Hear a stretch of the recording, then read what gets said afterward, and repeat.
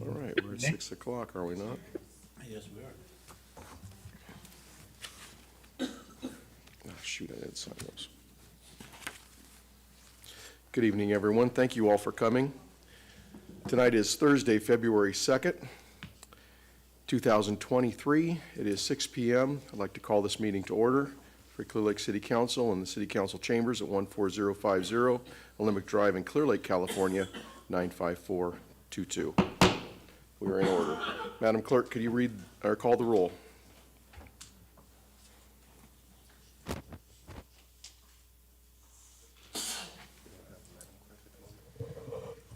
We will wait till Madam Clerk arrives in the meeting hall along with the city manager.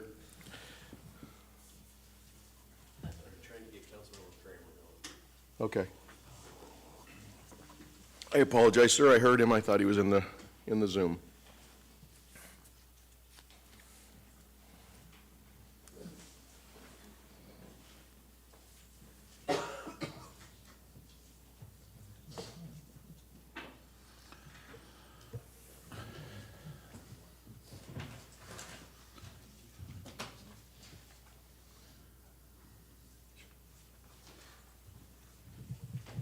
Councilmember Kramer, can you hear us?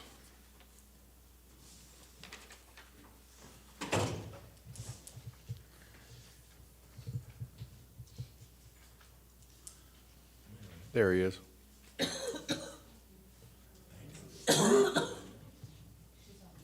Councilmember Kramer, can you check your audio, please?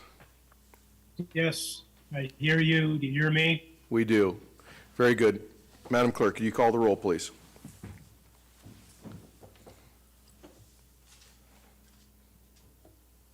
Councilmember Slotin. Here. Councilmember Overton. Here. Councilmember Kramer. Here. Vice Mayor Claffey. Here. And Mayor Purdock. Here. Vice Mayor, would you mind leading us in the pledge? I pledge allegiance to the flag of the United States of America and to the republic for which it stands, one nation, under God, indivisible, with liberty and justice for all. Thank you all. If you wouldn't mind, if you could remain standing, just like to have a moment of silence, like to think of those who are out serving the public, both here in the States and abroad.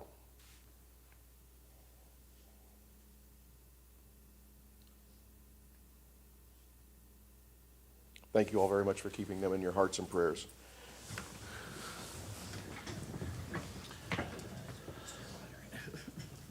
You need more?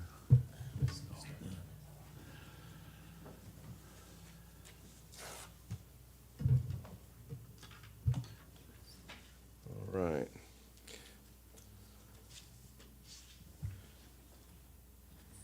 Mr. Fleur, are there any changes to the agenda? No changes, Mr. Mayor. Thank you, sir.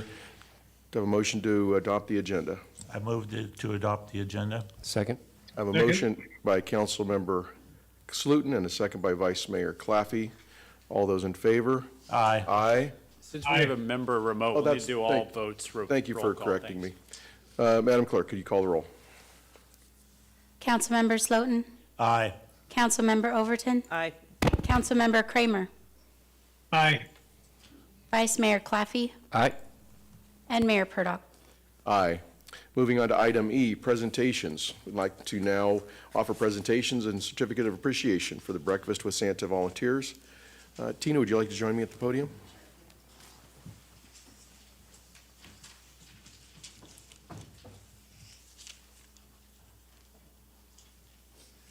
Thank you so much. I think that it is. I'm going to spin around. Okay. I'm going to talk from behind. Okay. Because that's what I like to do. I'm going to spin this over here Okay. so we can hear you too. So back in December, we had our first annual Breakfast with Santa. There were several volunteers that made it possible. I'm going to read from a list, and we do have two of the volunteers here. We had Clover Derry, Tracy Lahr, Adam Viramontes, Jessica Cherno, Madeline Cherno, Badass BLTs, Pasquinellis, Susie Sweet Treats, Sharon Warren, Cheryl Allman, Sherwood Forest, Elegant Touch, Pete and Denise Lustelo, Foods Etc., Jonathan Martinez, Naomi Melanson, and Ryan Peterson. Cheryl, are you able to come up here? Please.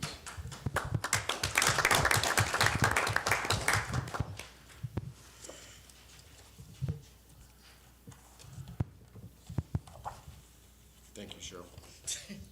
Thank you very much. Next, we have a very special person to Clearlake is Ryan Peterson, who built the chair that Santa was able to sit in.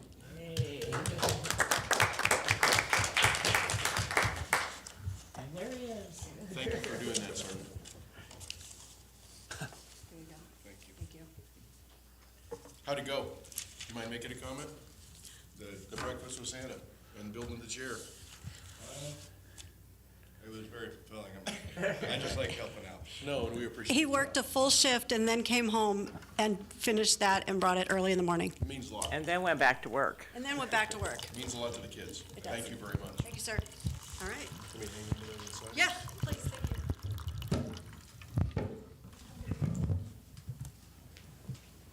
Can you help me with that?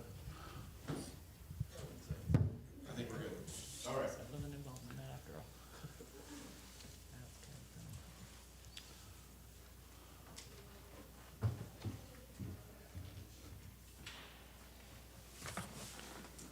Thank you all.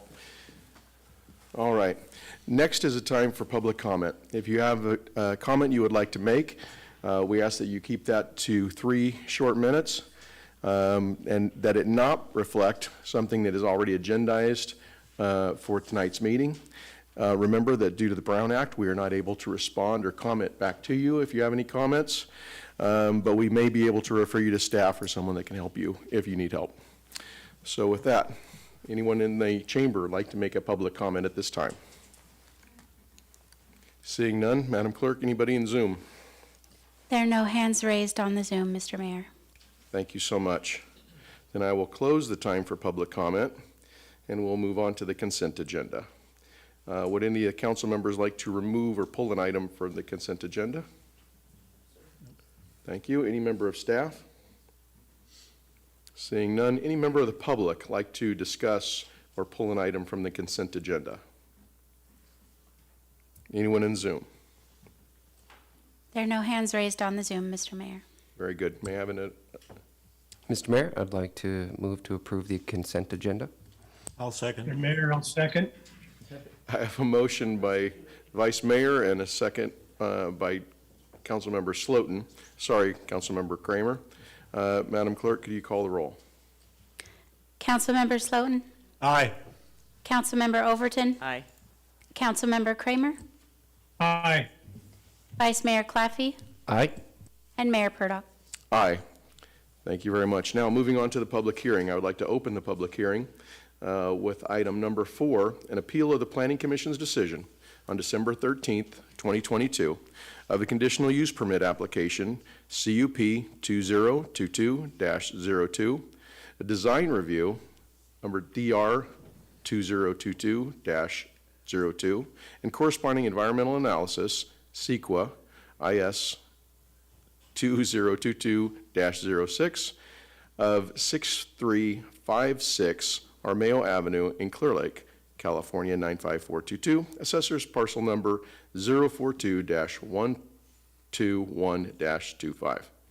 And I believe Mr. Ryan, you're going to, or Mr. Jones is going to speak to this. Yes, thank you, Mr. Mayor, members of the council. I'll start by talking about the process and procedure, what this will look like. So, Mayor, you have opened the public hearing. The next thing, the city manager is going to give an introduction of what this project is and how we got here. Following that, the appellant, which is the Koi Nation, has filed the appeal. They've asked for 25 minutes, which the mayor has granted. So they'll have an opportunity to present for their appeal at that point.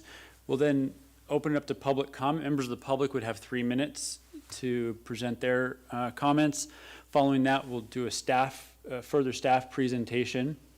And then what's protocol for an appeal is to let the appellant also have a rebuttal time. So 5 minutes at the end of that seems like a reasonable amount of time based on your discretion, Mayor, to give a rebuttal. We then would close the public hearing, and then council could go into deliberations and have questions for staff or whomever. And then if the council is so inclined, they can vote on whether to approve or deny the appeal at that point. So with that being the case, if there's any questions for me, I'll turn it over to the city manager to start with the introduction of the item. Seeing no questions. Councilmember Kramer, do you have a question? Councilmember Kramer, do you have a question at this time? No, I don't. Thank you. Mr. Flora? Thank you, Mr. Mayor, council members. So I'll just give a very brief background on the project. I'm sure you've reviewed the material in the staff report and the staff report and various attachments for the Planning Commission item. So this project is for the construction of a hotel. Technically speaking, the hotel itself is not a discretionary action. It's just the ABC license associated with the restaurant at that hotel. And then the construction of an extension of 18th Avenue connecting Highway 53 to Old Highway 53. So those are two parts of the projects. You know, it's been talked about for a number of years, but the larger airport development, which is still in some planning phases, it's anticipated that the rest of that project would undergo environmental impact report at a future date when the project is ready to move forward. Okay, so as you know, the sort of overall plan for this whole area has been 30 plus years in the making, but the city sold the land for the construction of the hotel and began design work on the 18th Avenue extension. And then, so our sort of application where, you know, the city's the applicant on this one started really last January. And at that point is when we brought in our cultural resources expert, which began his work at the site, including some tribal coordination at that time. AB 52 consultation officially kicked off, I guess, in February is when the letters went out to see if there were any tribes that wanted to consult, and then that consultation happened in early March.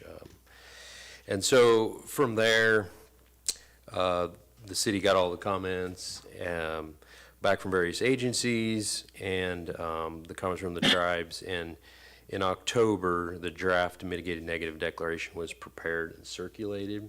It's required to be circulated for 30 days, so it's sent back out to all the agency tribes, various groups that may be interested in the project. And then after that circulation timeline was complete, the Planning Commission hearing was scheduled. That happened on December 13th.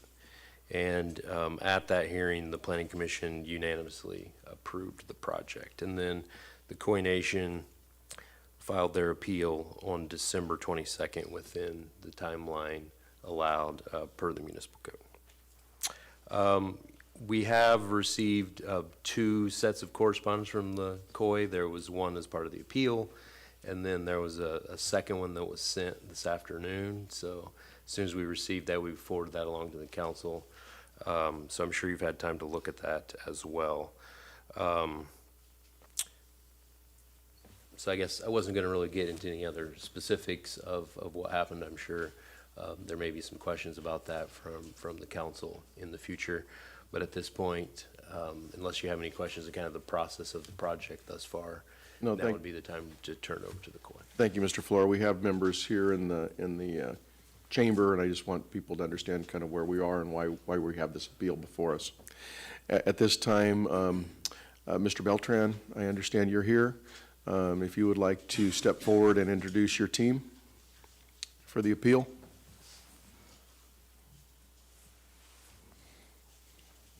Thank you for coming, sir. Thank you. Good evening, everybody. I would like to thank the City Council for allotting this time to address this matter on this project. just to let you know who I am. My name is Darren Beltran.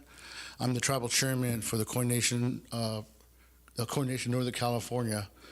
We're a federally recognized tribe.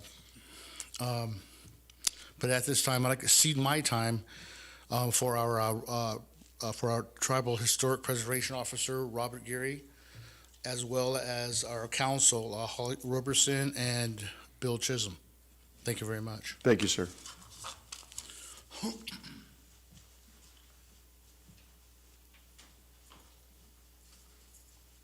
Thank you for coming, Mr. Gary. Thank you, Mayor Sluden, for giving me the opportunity to address the council today. My name is Robert Gary. I'm the Tribal Historic Preservation Officer for the Bemito Pomo of Upper Lake and the Tribal Historic Preservation Officer representative for the Koine Nation. Just kind of wanted to update everyone, I think, on some of the actions, I think, pertaining to this. First I wanted to say that the tribe is not against this as far as the project itself, but what we have been doing is trying to establish a good working relationship as far as for the consultation portion of it, and hope to continue that. There were a lot of things that really weren't complete. So we're not, like I said, we're not against the project itself, but the consultation portion and the AB 52 process itself, just making sure that, everything is done precisely and correctly according to the law. So I'd like to start out really quick, in just explaining, tribal cultural resources. There's a lot of misunderstanding, I think, what tribal cultural resources are. I've provided some training, I think, both for state and local agencies here in Lake County, free of charge for AB 52, SB 18, AB 168, and the Mr. process Mayor, for this. I'm sorry to interrupt, Mr. Gary. Councilmember Kramer's having a little bit of a hard time hearing, so maybe he's asking if you could speak up a little bit. Sure. Oh, thank you. Yes. So, I'm going to explain just a little bit as far as what cultural resources are. Under section 21074 of the Public Resource Code states that tribal cultural resources are sites, features, places, cultural landscapes, sacred places, and objects with cultural value to the tribe that are listed or determined to be eligible for listing with the National Register, State Register of the Historical Resources, or listed in a local register or historical register. So with that said, I think a lot of people are always on the understanding that it's just either burial-associated items or artifacts. That's it. To break it down actually into 4 categories, there's Native American remains and grave-related artifacts, traditional cultural resources, cultural sites, village, campsites, gathering areas, tool manufacturing areas, and burial grounds. Religious or spiritual sites, we have a picture of one according to the indigenous communities, right here in the Commerce today, Chambers today, and artifacts. So, with that said, under AB 52, these are all of the things that the tribes, with their cultural resource departments, look into when consulting with AB 52. With all of the information that we get, also the information that we get from the state, all the archaeological sites that are registered from the beginning of time are held at the Chris Center. For us, it's in Sonoma State. And so our department actually has all the archaeological sites up to date.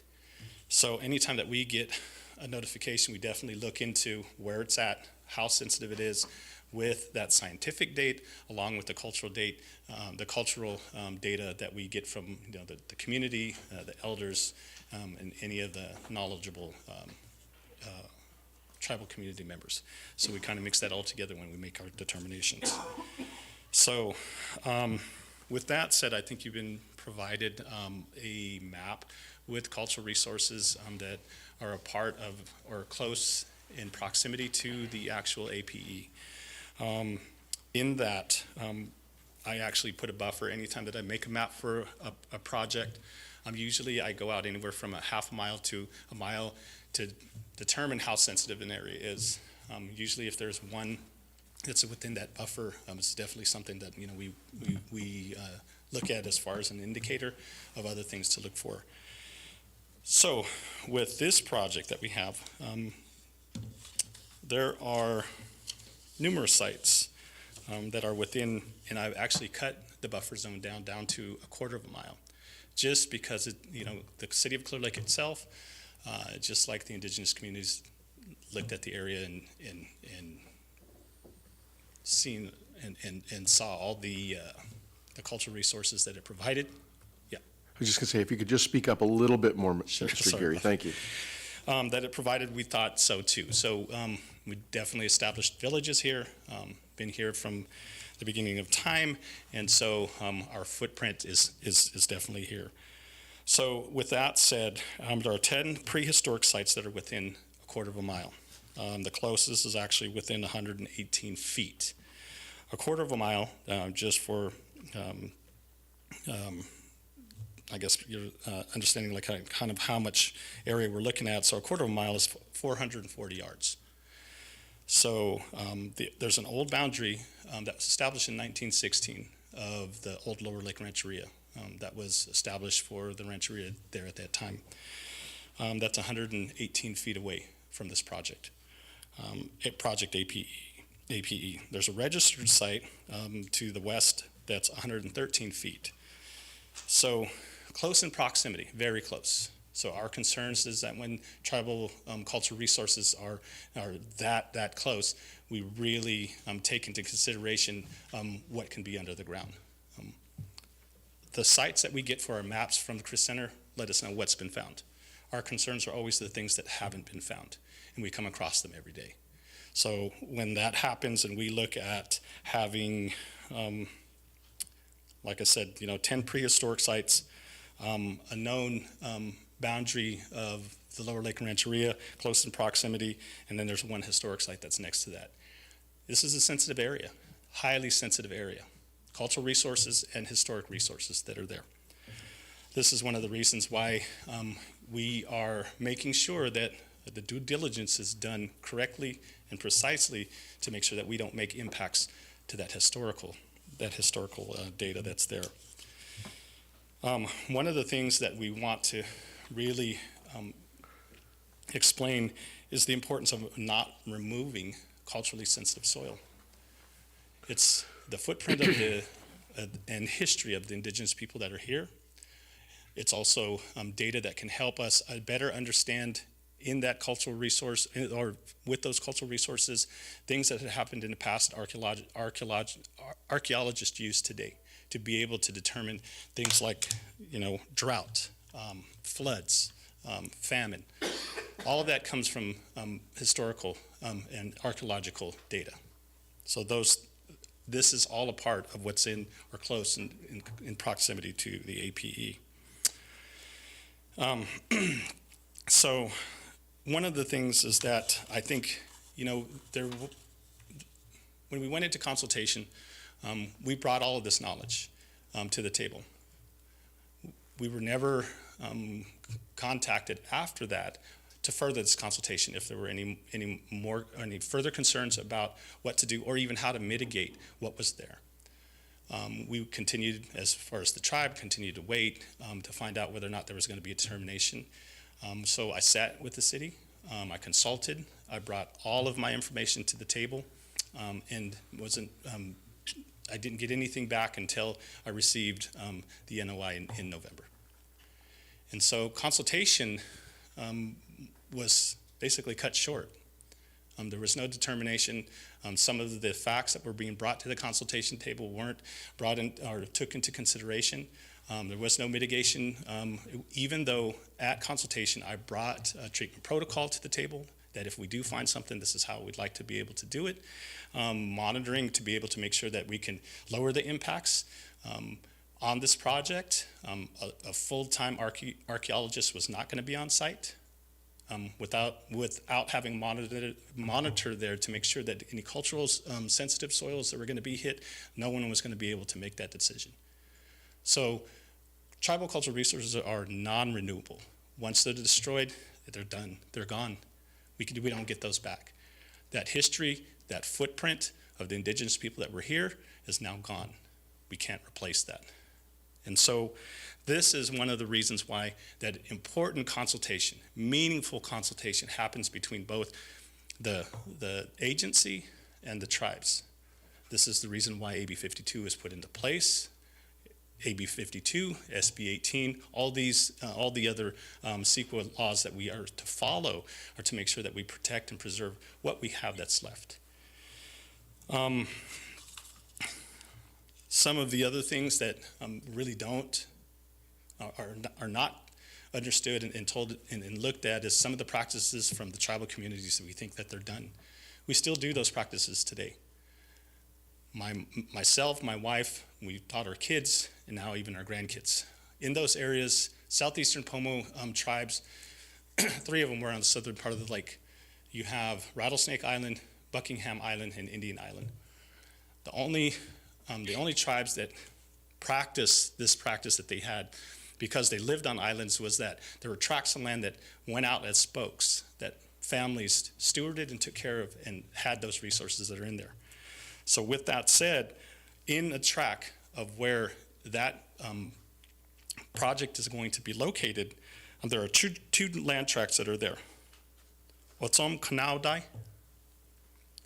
and Comley is a land tract that we gathered. And I look in the biological report, and we're talking about cultural resources. The acorns that were there, the blue acorns that are also protected, were gathered. We can no longer gather there because we don't have access. So the closest place is across the highway over at the Woodland campus. So that's where we gather now. So these things aren't taken into consideration of the practices that are still being done today. Under consultation, it's that concern that needs to be looked at and mitigated about how can we make this project go forward. And that's what we were asking. We were asking for consultation to understand what needs to be done. The tribe was trying to be proactive or being proactive and trying to figure out a plan to do. At the consultation on March 9th, I provided a treatment protocol that if things were to happen, this is what was this is what we can follow, because there was no mitigation set in place. There was no protocol set in place. Also brought to the consultation table about tribal monitoring. Let's have a monitor on site because we won't have a full-time archaeologist on site. All of this was at the suggestion of the tribe of how to mitigate this, but we got no response. So archaeological monitoring also and tribal monitoring are two different things. Archaeological resources and tribal monitor resources are two different things. And so that's why I think it's important for the combination, the collaboration, I think, of both to make sure that we do the best that we can to follow CEQA, preserve what we have here. Clearlake is a beautiful place. We definitely want development, but we want to do it in a way where it doesn't erase our footprint. There shouldn't be an erasure of the tribe's history here in Clearlake. It's a huge resources. It has many resources. Not only that, the Pomo people, Pomo basketry are world renowned. In the New York Met, there's a huge, in the American Wing, sits in the same huge painting, historical painting that they have of George Washington crossing the Delaware. They also have a picture of the roundhouse here in Clearlake that was painted by a French painter back in 1878. Really important. Clearlake has that. Clearlake has the reputation for being a really culturally sensitive area. And so we want to make sure that that culture is preserved. And there's ways to do it. We can still develop, and there's ways to do it, but we have to do it together. And that's what we're hoping for.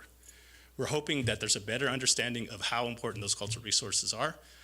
We're hoping that there's a better understanding that those historical practices that are in these archaeological reports are still happening today. And when trees are being cut or areas are being taken and developed without either trying to have a plan put in place to protect or preserve what's there, then there'll be nothing. And so I think we have to collaborate together to be able to make sure that there is something that's still left, not for just the indigenous people or indigenous communities, but also for the community as abroad. That's the history that's here. So with that said, on February 23rd, I actually sent out my response letter to the AB 52 that I received. I did that. I followed the law. With that letter, I also requested a cultural resource study. So this is February 23rd of 2022. Sorry about that. February 23rd of 2022. In this letter, I said, I want to see the cultural resource study. I received that study January 31st this year. Didn't get an opportunity to analyze and look at everything that was found out there by the archaeologist, and that's an important part.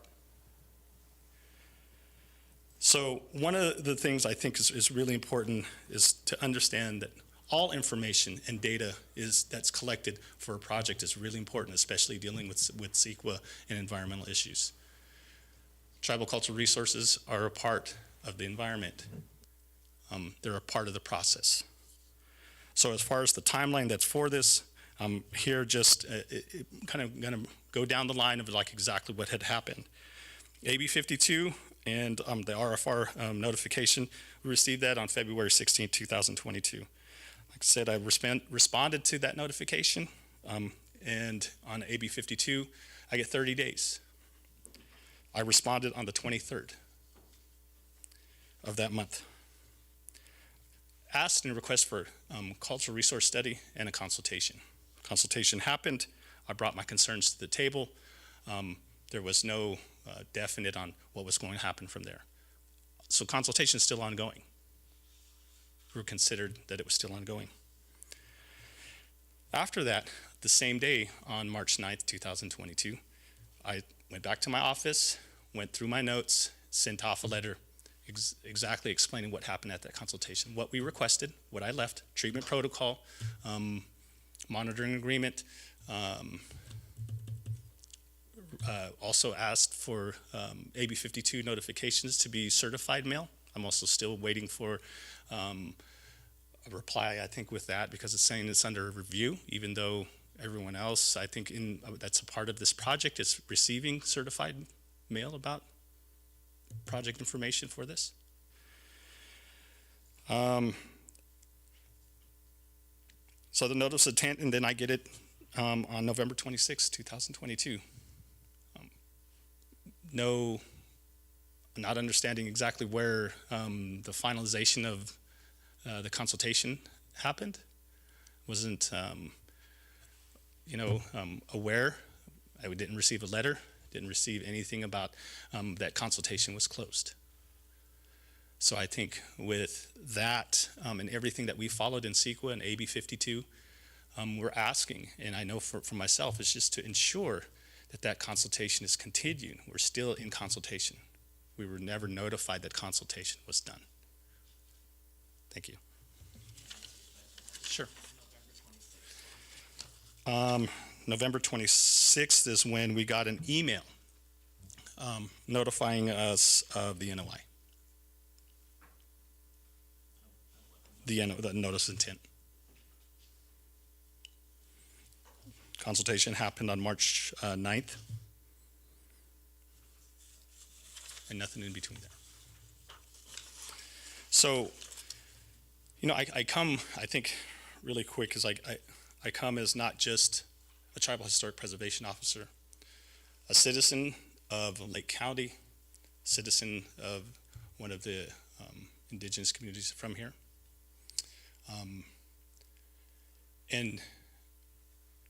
I think it's really important to understand and to know that, a lot of these practices are still happening today. The landscape that we have, we're still connected to. The things that we do and we pass down from generation to generation still happen. And we just want to make sure that there's inclusion for us here, that we have a part here as far as the indigenous communities, and that we shouldn't be erased just for development. Development can happen. I'm not saying that it doesn't happen. The tribe is pro-development, but to make sure that we have processes that are put into place that we can follow and establish a good working relationship to continue to build this city. And we can do that. Thank you. Bill Chisholm.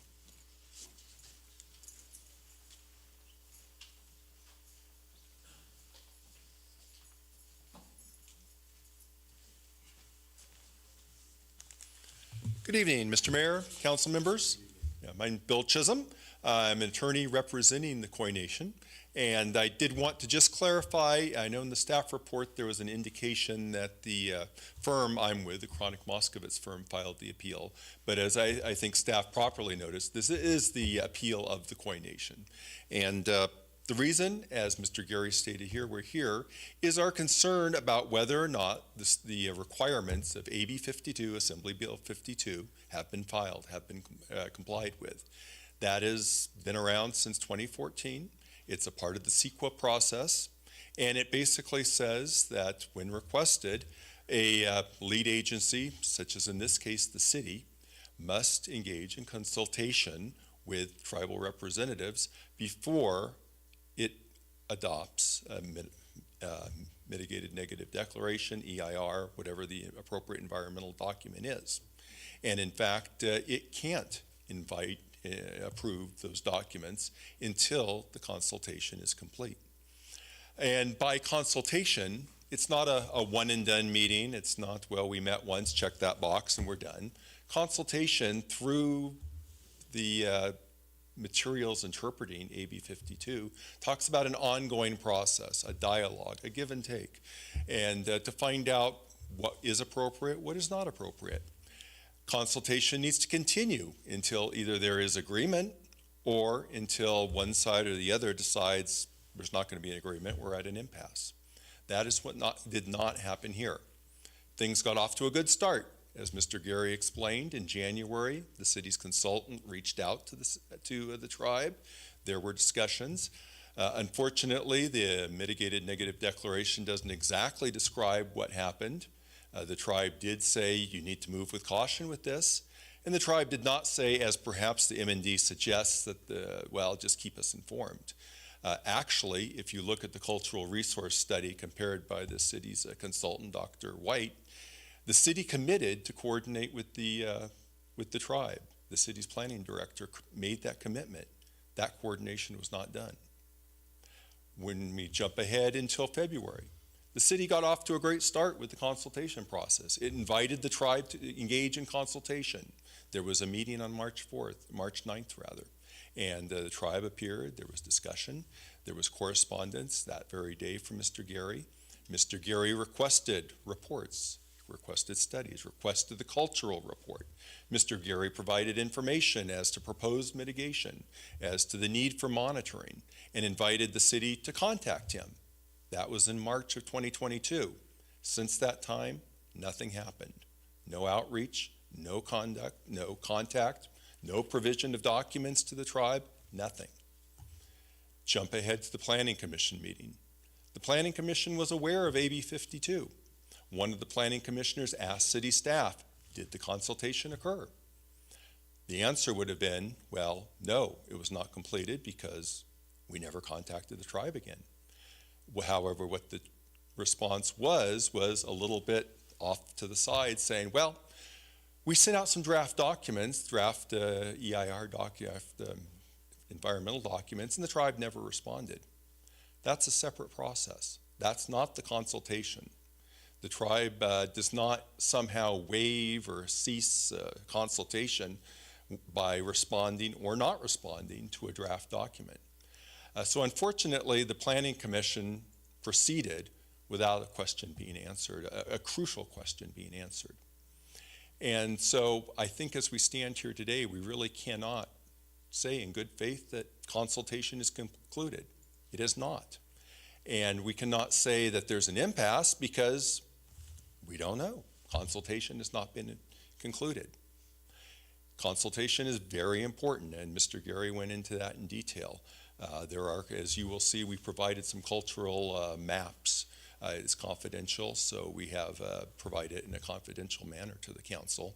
And it shows these location of resources very nearby. It shows the boundary of the old rancheria, the old reservation that nearly abuts the airport site. And it shows, in fact, the airport site, which the project is a part of. That airport site has been used for 30 plus years by the city for various spoils piles. And even today, there are spoil piles, certainly on that airport site. Some question whether they're on the project site or not. I've been told by tribal representatives that there may be as many as 60 sites there, and in looking at it, it looks like they probably contain some cultural resources.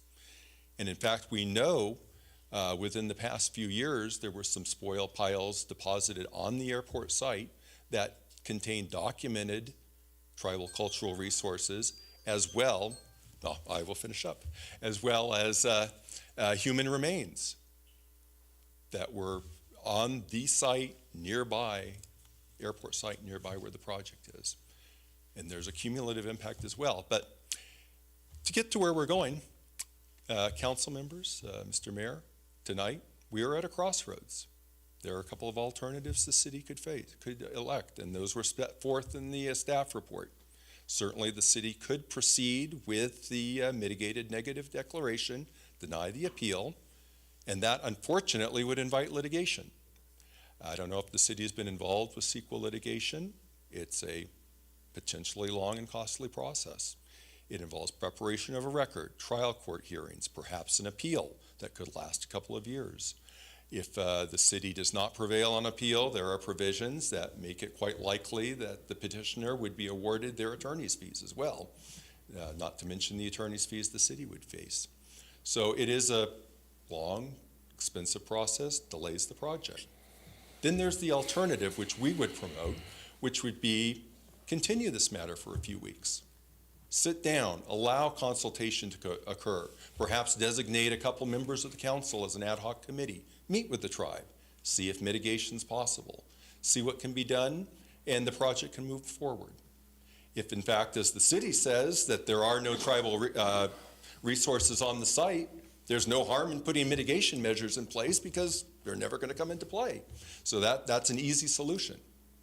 So we would suggest and urge the council at this crossroad to really consider whether litigation or sitting down and consulting for a couple of weeks is really both in the best interest of moving the project forward and in the best interest of the residents in making a better community.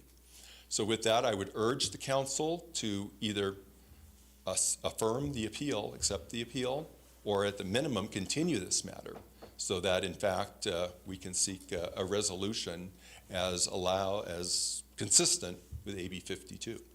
So with that, I think my time's up. So for that, I again appreciate the council's attention to this matter. Thank you, sir.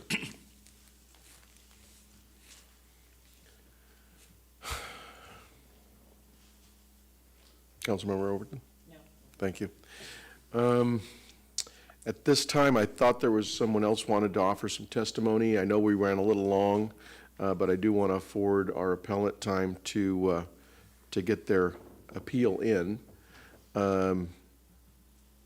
Is there someone else, Mr. Beltran, that you would like to represent your appeal? Yes, Robertson, if that's possible. Ms. Robinson, if you could, but let's try to keep it a little short. Thank you so much. Thank you very much. You bet.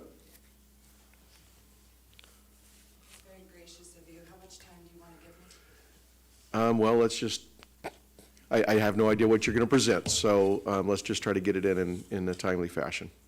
Okay. Thank you very much. All right. Thank you so much. So, good evening, everybody. My name's Holly Roberson. I think it's ironic we're here on Groundhog Day because here we are again. We would like to not keep doing this, though, so hopefully we can find a better way to work together. Thank you very much for having us here.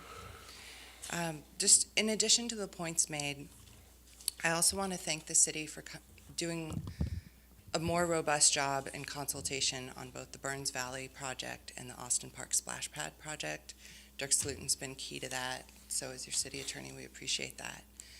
The reason I bring that project up in this context is that we've talked so far a lot about procedure. This is not merely a procedural concern, although CEQA, as your CEQA council knows, is this procedural statute. So of course, a procedural violation is a violation of the law.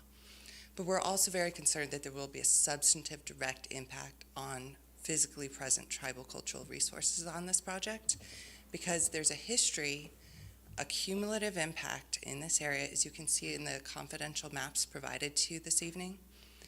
There's been easily over a dozen studies. Greg White, Dr. White has been involved in many of them. This area where the hotel is has not been studied from a tribal cultural resources perspective. It's just the archaeological perspective. And I don't know how logical it is to think there's something here, here, here, here, here, and here, but nothing here magically in this one square. Austin Park, for example, there was an archaeological study. Dr. White is a very knowledgeable person. He thought he had a plan. The city said, okay, this is good enough. We won't hit anything. Day one, day two, 1,500 objects, right? 1,500 tribal cultural resources found on that site. So exactly what the tribe said, exactly what Mr. Gary said would happen, happened. That's really unfortunate. Fortunately, in that case, the city did listen to the tribe and added tribal monitoring. So we were able to recover those items, help the project go forward. We still, unfortunately, have a little bit of, I would call it cleanup work to do.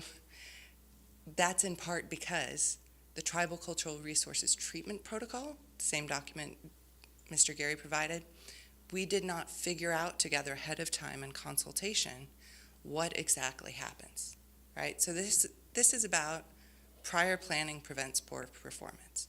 We understand the project applicant, time is money. We understand timeliness is important. We can work with the city quickly. But having the studies done ahead of time, having the treatment plan in place, what that does is helps if you have an inadvertent discovery, and at this point, how would you know? Because there's no monitoring on site, not archaeological monitoring, not tribal monitoring. Okay.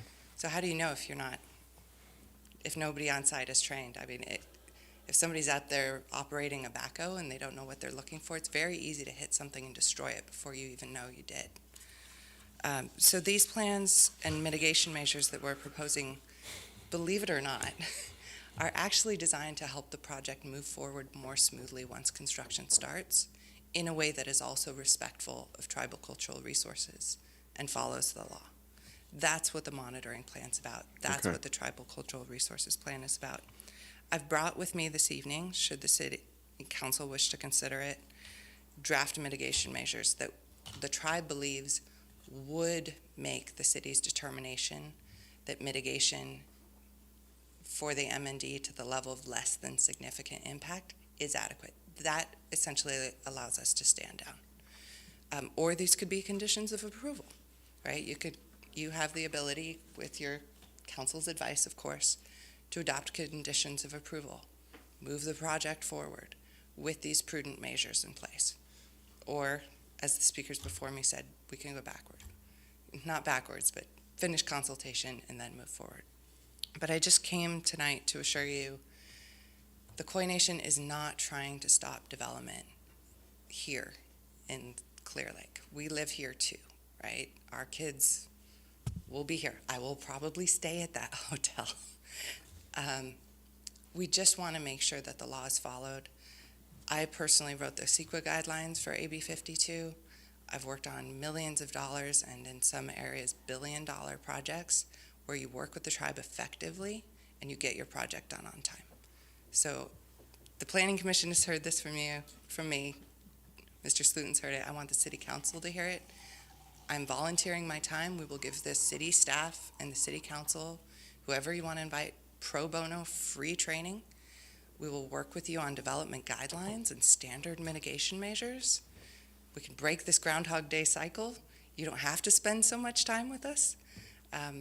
And Mr. Gary is a statewide recognized expert on tribal cultural resources and consultation. So we genuinely hope that we can all do better together. Thank you Thank very you. much. Thank you very much. Mr. Flora, the city's rebuttal? Or go ahead, Actually, Mr. Jones. I think we talked about this would be the time for public comment to the Oh, that's extent right. there is any, in addition to the appellant. Thank you, Mr. Jones. At this time, I'd like to open this public hearing for public comment. Anyone wishing to address the council on this matter, please step forward.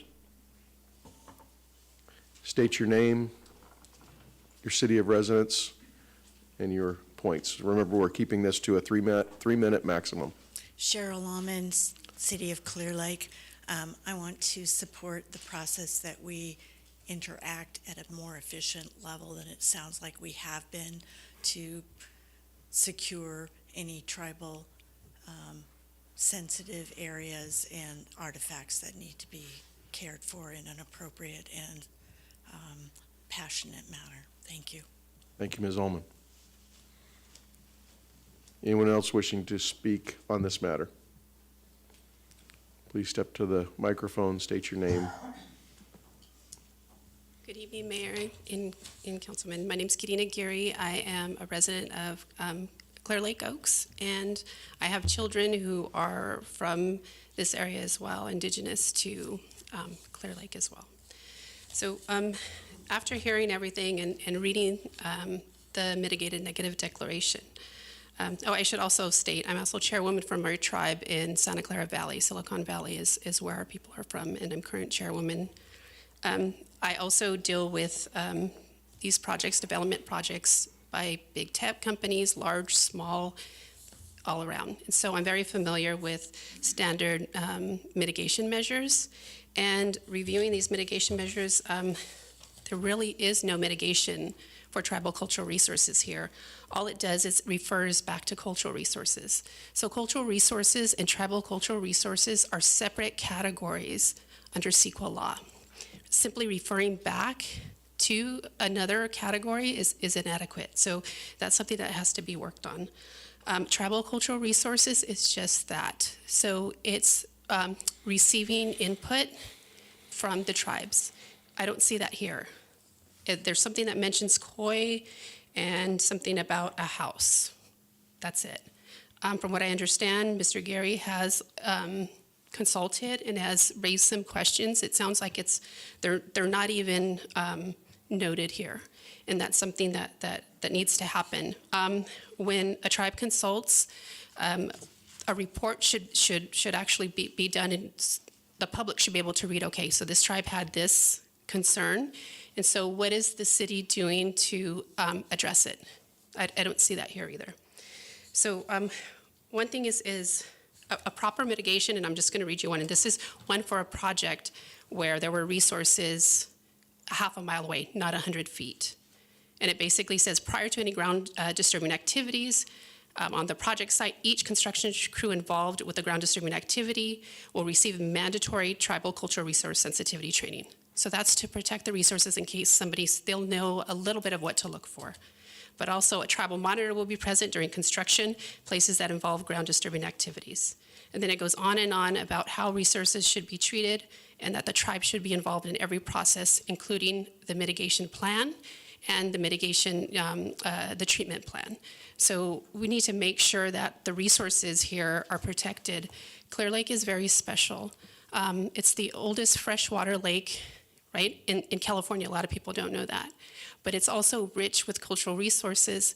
The people here are one of the oldest Pomo groups. A lot of the other groups descended from them. So the history here is not rich, and it's not important just for the people who live here, but it should be important to everybody. And so we hope you will take the time and take Mrs. Roberson's offer to help create some standard mitigations that really protect this place. Thank you. Thank you very much. Anyone else?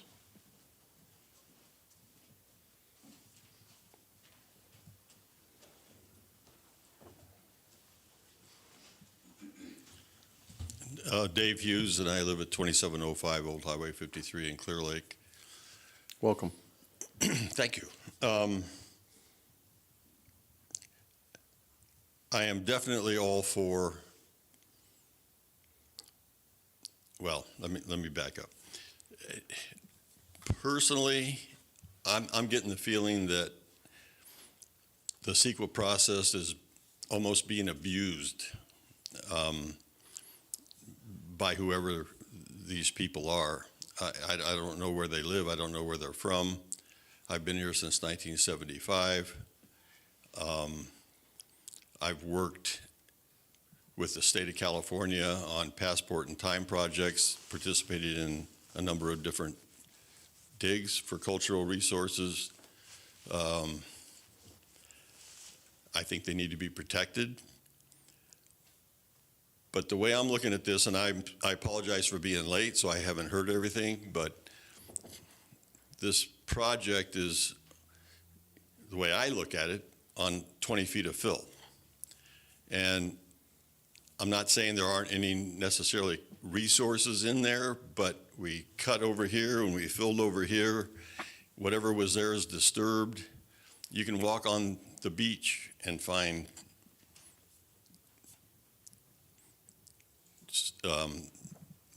well, you can find artifacts. I mean, we do it all the time. And I did hear them request a couple of weeks, and I would almost suggest that that might be an alternative.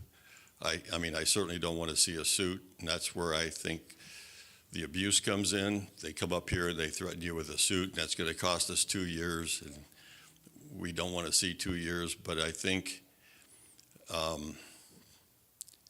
I think they're abusing the system. I mean, that's my own feeling, and I wanted to stand up and say that.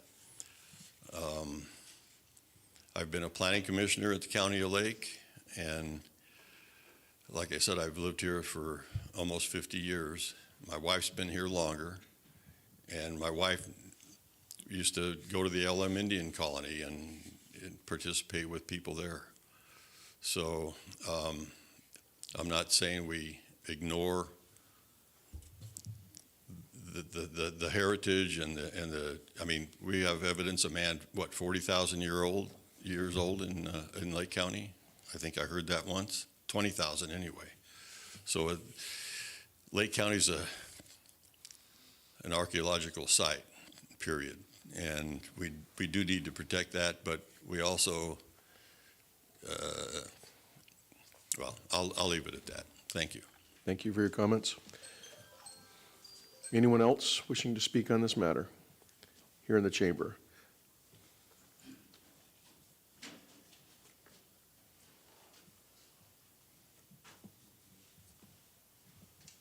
Good evening, sir. Welcome. Hello. My name's Robert Morgan. I'm a Lake County resident. I stay in Middletown and now move into Lower Lake. I'm also a member of KOI. The property that we're talking about, the reservation, my grandmother stayed there, as well as her father and her father. The land previously, I believe Mr. Purvis, he was the original purchaser of the land. My great-great-grandfather helped hand dig a well there, 34 feet. And this is our history that we have there. During this time that this was happening, there was a lot of death that we had within our family. A lot of babies died. And during that time, things are different today. Culturally, we would bury our deceased within our homeland. So wherever we lived, we buried them there. My concern, I'm also a tribal monitor as well, but my concern is that we are going to run into these bones. There's already been a lot of remains that have been disturbed. The land that we're standing now is an old site. There were remains found here as well. Almost everywhere you go around here, you're going to find something. So that's my concern. So all I'm asking, I understand, there's a lot of, we're not abusing the law. We're trying to go by the law. That's all we're trying to do here.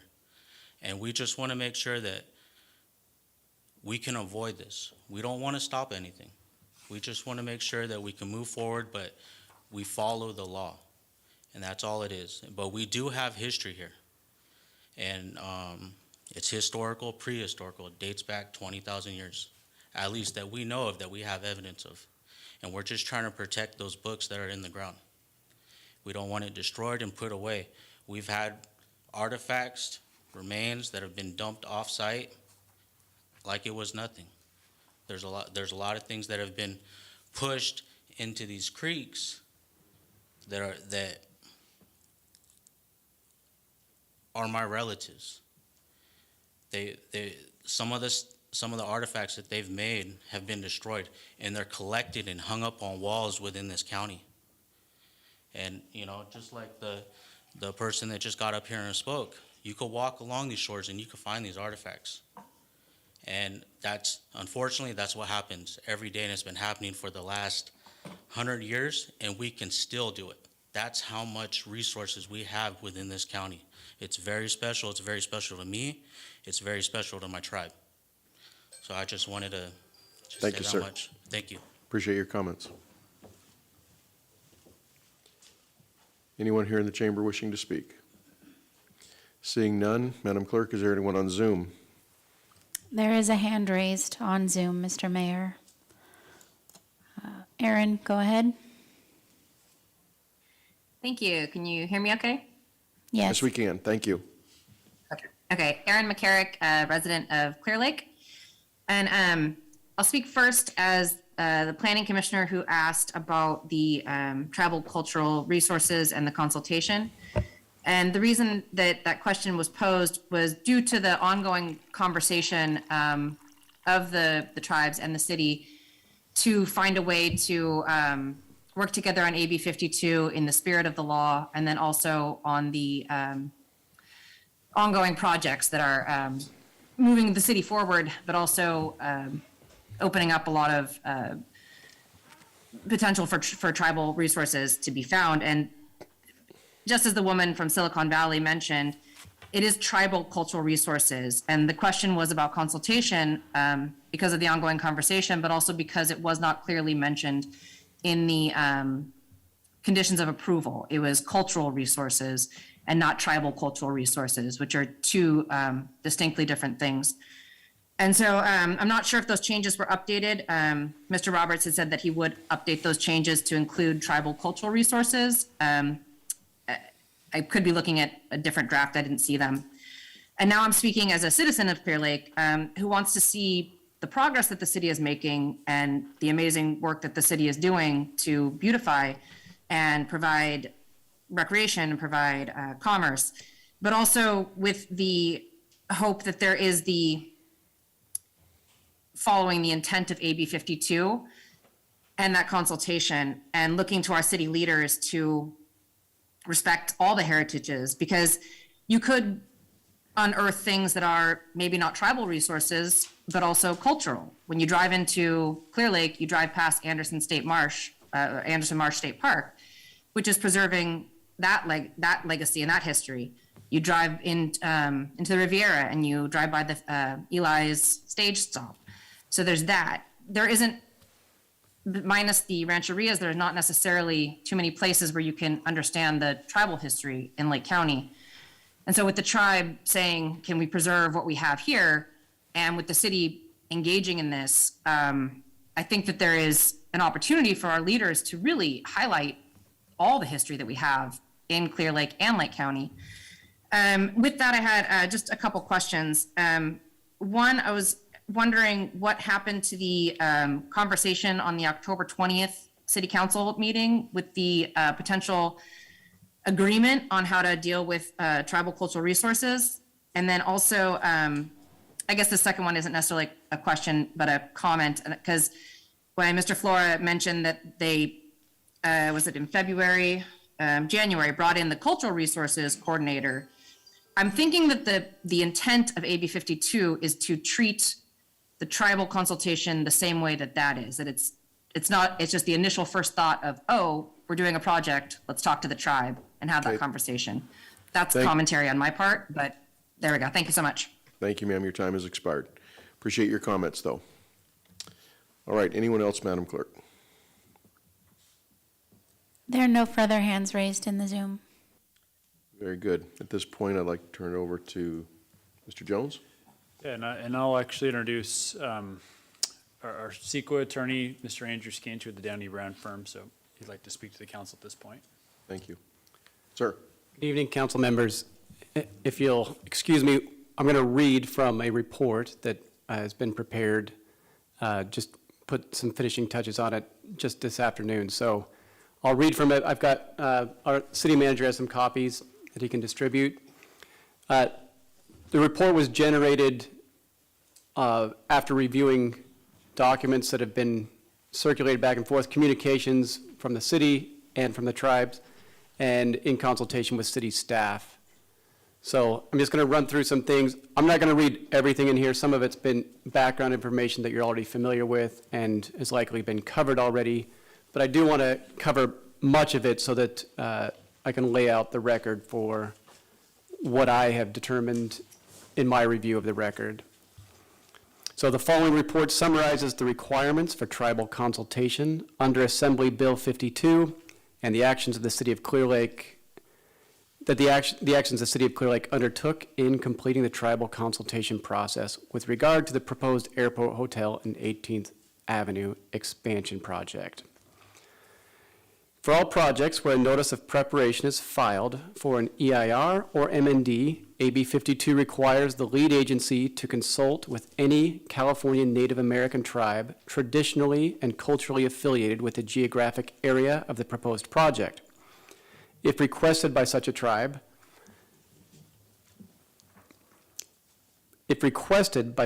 upon notice of the proposed project, if requested, the consultation must include alternatives to the project, recommended mitigation measures, or significant effects on tribal cultural resources. The consultation may include discussion concerning the type of environmental review necessary, resources, and if necessary, project alternatives, or the appropriate measure for preservation or mitigation that the California Native American tribe may have recommended to the lead agency. AB 52 sets timing requirements for when an agency must inform tribes that a project application has been deemed complete and the agency is available for consultation. A lead agency must provide formal written notification to any culturally or geographically affiliated tribe that has requested notification within 14 days of determining an application for a project is complete. The tribe then has 30 days to request consultation, and the consultation period must begin within 30 days of the tribe's request. A lead agency can only adopt an M&D for a project with a significant impact on an identified cultural tribal resource if, 1, a consultation occurred and was concluded, 2, the tribe requested consultation but failed to provide comments or engage in the process, or 3, the tribe failed to request consultation within the 30-day window. For purposes of AB 52, consultation has the same meaning as provided in the Government Code, Section 65352.4. Consultation means the meaningfully and timely process of seeking, discussing, and considering carefully the views of others in a manner that is cognizant of all parties' cultural values and, where feasible, seeking agreement. The tribal consultation process is not considered over until either of the following occurs. 1, the parties agree to measures to mitigate or avoid a significant effect if a significant effect exists on tribal cultural resources, or 2, a party acting in good faith and after reasonable effort concludes that mutual agreement cannot be reached. Under Public Resources Code Section 21084.3, if the lead agency determines the project may cause a substantial adverse change to tribal cultural resources, and if mitigation measures were not identified in the consultation process, then mitigation measures listed in the statute may be considered if they are feasible. Among other things, the examples include avoidance and preservation of the resources in place, as well as permanent conservation easements or other interests in real property to preserve the resource or place. So I'm going to go into some background as to the record that I've reviewed. In accordance with the city's Native American Tribal Consultation Program guidelines, found in Appendix O of the city's Environmental Review Guidelines, archaeological consultants Subterra Heritage Resource Investigations began work on a cultural resource investigation of the project site and initiated coordination with Khoi Nation on January 3rd, 2022, to inform the tribe of the project and to request any information that tribal representatives might provide regarding the cultural significance of the project area. At Khoi Nation's request, Subterra conducted research and determined that a Khoi Nation tribal elder's historical residence was not within the project's footprint. Subterra held a video conference with representatives of Khoi Nation on January 6th, 2022, and Koine Nation representatives advised that the project should proceed with caution and that Subterra communicate the location and cultural significance of the tribal elders' historical residence to the city. Subterra relayed this information to the city on February 2nd, 2022, and received no additional tribal communications regarding the project. Upon completion of the application for the project on February 16th, 2022, the city issued a written request for review notice, an RFR, for the project to geographically affiliated tribes that had requested notification pursuant to Public Resources Code. Koine Nation and the Habamatolel, I'm sorry if I say that. Habamatolel, sorry. You're getting closer. Habamatolel. Abimatol. I'm sorry about that. Of Upper Lake were included among the tribes that were notified of the RFR on February 16th. The city received a letter from Habamatolel Tribal Historic Preservation Officer Robert Geary on February 23rd, 22, initiating formal consultation with the city on behalf of that tribe. This was the only consultation request that the city received in response to the RFR issued on February 16th. The city issued another RFR for the conditional use permit portion of the project on March 7th, 2022. This RFR was sent to the Koine Nation and their representatives, but no response was received to initiate formal consultation with the city. Under Public Resources Code Section 21080.3.1, the city began the consultation process within the 30-day window required by statute and held a project consultation with the Habamatolel on March 9th, 2022. At that consultation meeting, city staff and Habamatolel representatives discussed the overall context of the project, including potential mitigation measures and on-site monitors, but no specific terms or conditions were demanded or agreed upon. Later that day, also, this is March 9th, 2022, Mr. Geary sent a follow-up letter to the city stating that after reviewing the project with the city, the Habamatolel concluded that the project is within the Aboriginal territories of the Koine Nation and Habamatolel Pomo of Upper Lake, and therefore we have a cultural interest and authority in the proposed project area.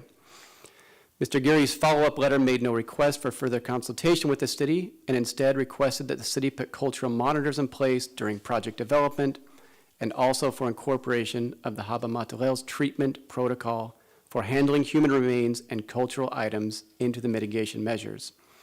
No evidence of tribal cultural resources in the project area was provided to the city, and no further communication from the Koine Nation or Habamatolel was received by the city on this project until after the Planning Commission meeting on December 13th, 2022. On October 26th, 2022, the city issued the Notice of Intent to adopt the MND, which opened up the 30-day period for comment on the MND. In addition to the required public hearing noticing and agenda posting, notice of the hearing was sent directly via email to all appropriate agencies, including representatives of the Khoi and Habamatolel. Despite the lack of any substantial evidence of tribal cultural resources, the MND included mitigation measures to mitigate impacts in the unlikely event that such resources were discovered.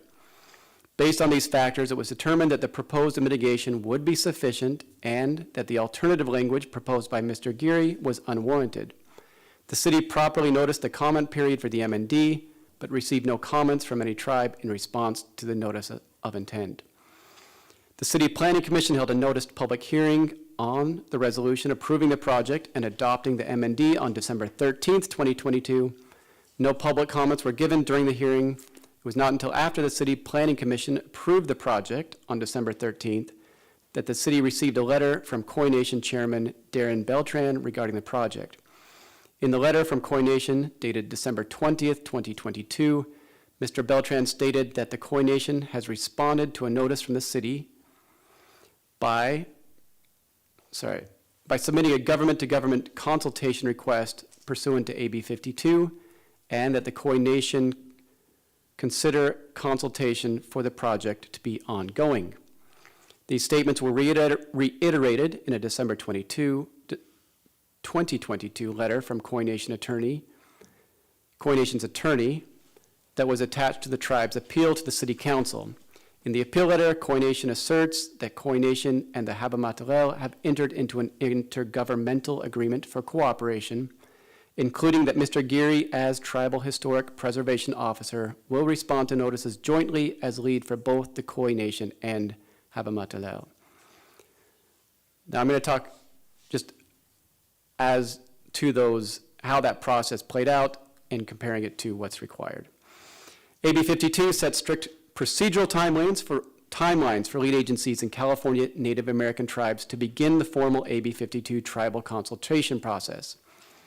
After a lead agency sends a written formal notification of a project to a tribe, the tribe has 30 days from the receipt of the lead agency's notice to request notification in writing.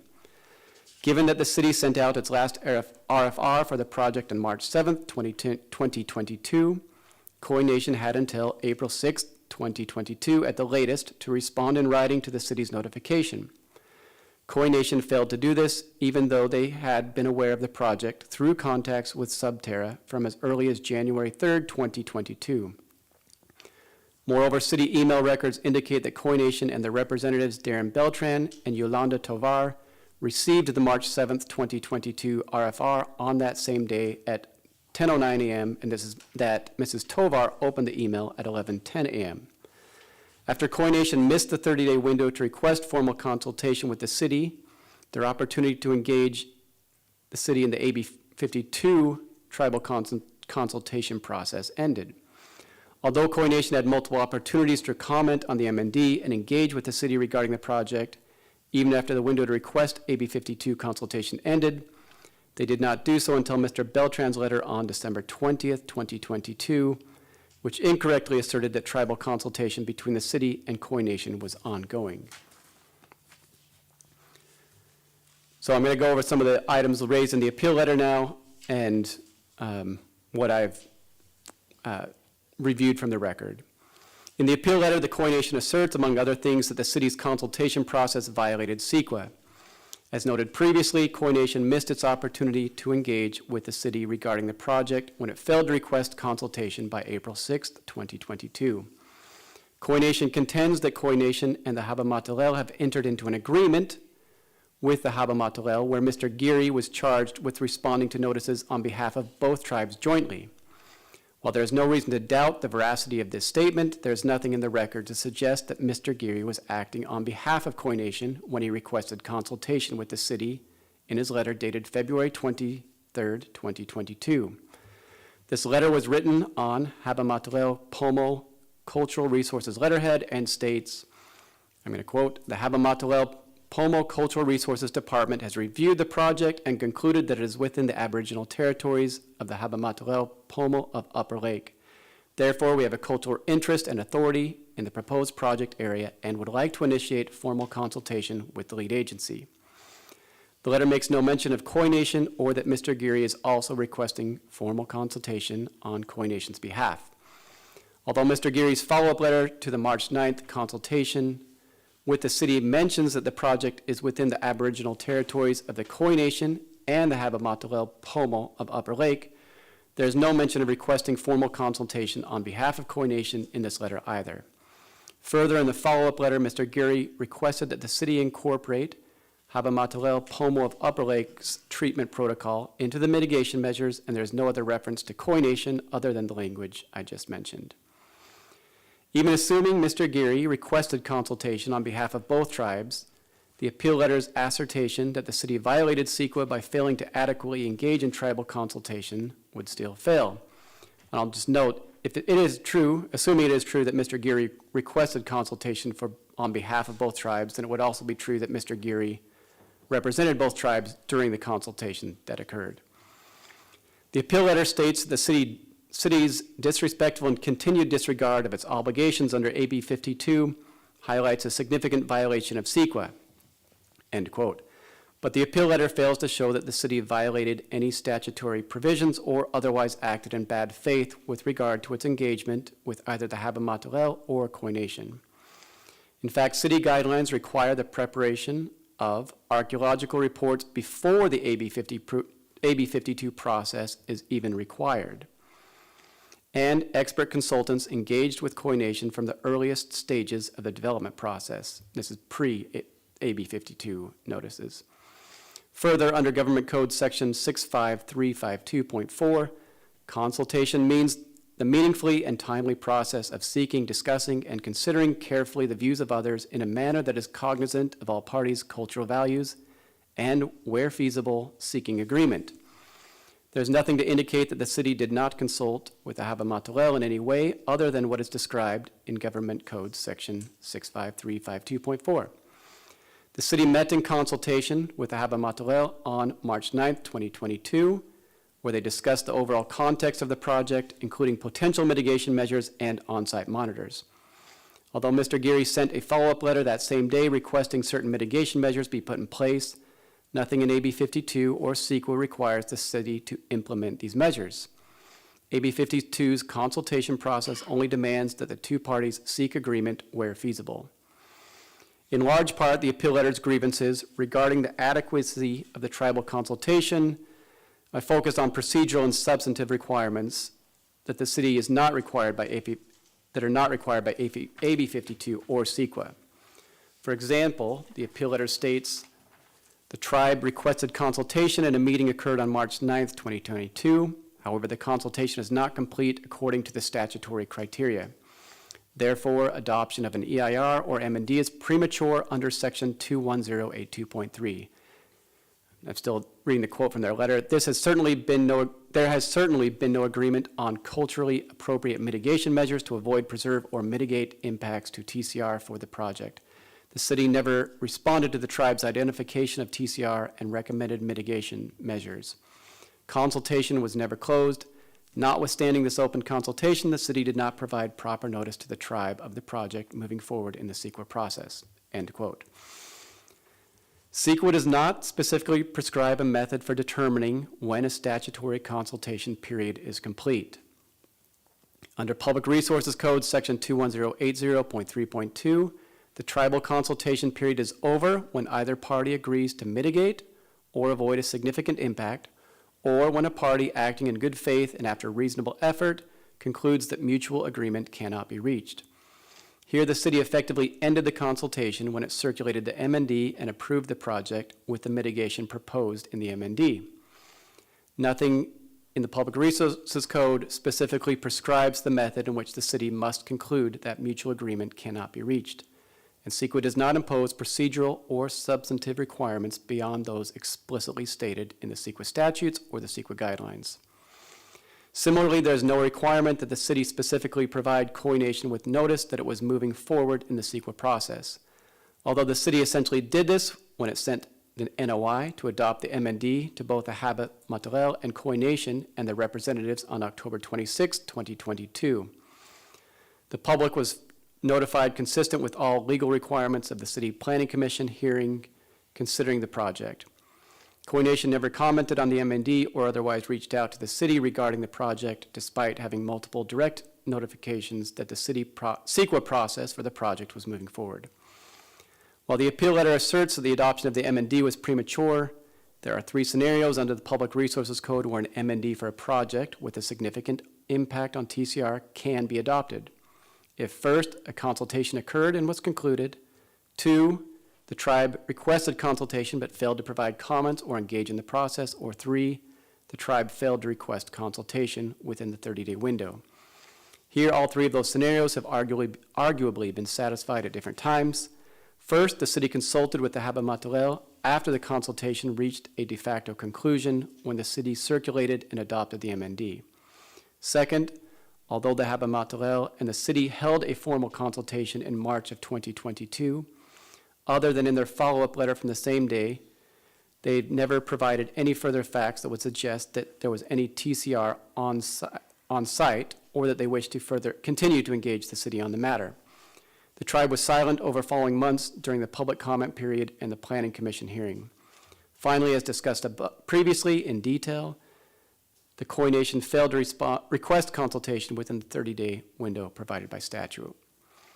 Finally, Koine Nation alleges in the appeal letter that further consultation with relevant tribal governments and tribal cultural practitioners would elucidate elucidate the tribal cultural landscape and specific cultural context in which the known artifacts and other tribal cultural resources on the project site exist, and that the city should prepare an EIR. Under Public Resources Code Section 21080, the lead agency must prepare an MND when an initial study reveals potentially significant impacts on the environment, but 1, project plans or proposals would mitigate the impacts to less than significant, and 2, there is no substantial evidence on the whole record showing that the revised project would have a significant effect on the environment. Conversely, an EIR is required whenever substantial evidence in the record supports a fair argument. Significant impacts or effects may occur. CEQA guidelines define substantial evidence as enough relevant information and reasonable inferences from this information that a fair argument can be made to support a conclusion, even though other conclusions might be reached. This includes facts, reasonable assumptions predicated on facts, and expert opinions supported by facts. Substantial evidence is not argument, speculation, unsubstantiated opinion, or narrative, clearly inaccurate or erroneous evidence, and or evidence that is not credible. According to the CRI report, the intensive archaeological survey of the project area encountered no tribal cultural resources. This was determined based off of review of the California Historical Resources Information System, archival review of plats and maps, review of nearby recorded sites and cultural resources studies, as well as an archaeological field survey of the entire project site. Although CRI report did not find any evidence of TCR on site, and the project area had been previously bulldozed, severely graded, and most of the original landscape has been removed or redistributed as fill, a remote possibility remains that unknown TCR, including human remains, could be uncovered during the ground disturbing activities at the project site. As such, CRI recommended, and the MND includes, mitigation measures to offset any potential significant impacts to TCR if discovered as a result of construction activity.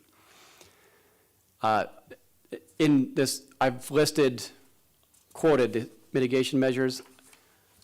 I'm happy to read all of them verbatim, but I'm sure you're getting bored of hearing me talk, so I'll skip over those parts and just get down here. So there are mitigation measures that are in the MND to address the unlikely scenario that TCR or human remains are discovered. Although Coination posits that they can provide maps, cultural knowledge, and oral testimony to explain why the adoption of the MND was premature, they did not provide any evidence of TCR at the March 9th consultation with the city and have not provided any evidence to date that there is TCR on the project site. Although the legislature has found that tribes traditionally and culturally affiliated with a geographic area may have expertise concerning the tribal cultural resources, expert opinions must be supported by facts and cannot be based on speculation or unsubstantiated opinion. And to reiterate, no facts at this point show that there are TCR on the project site. They've shown it in the area, but not on the project site. The tribe's appeal letter has many inaccuracies. However, one section in particular requires clarification and correction. The letter states the city has a pattern and practice of depositing and storing at the airport site cultural soil containing TCR removed from other nearby project sites that are culturally sensitive. This is false. There's been only one instance of the city storing cultural soils at the airport site, although never within the project area. And this happened with Coination's knowledge and approval. There was an unfortunate incident where a developer removed the soils and transported them to a different site without knowledge or approval of the city. In coordination with the tribe and contract archaeologist, the soils were recovered and reburied at a different location, which is now a recorded site. The city ensured that all culturally sensitive soils were removed from the airport site and reburied them with the tribe's involvement.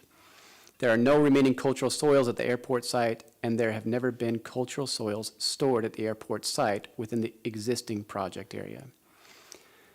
To the extent Coination asserts that the CRI report was inadequate and cannot replace the TCR knowledge and evidence that tribal representatives can provide through consultation, it is not insignificant to note that Subterra, was able to assist Koine Nation at their behest in locating the historic property of a Koine Nation tribal elder near the project site. The methods that Subterra used to find this property and determine that it was not within the project footprint were the same methods that Subterra employed to determine that the project will have no cultural resource effects. Subterra's exhaustive investigation represents substantial evidence on the record that the project will not have significant effects on TCR.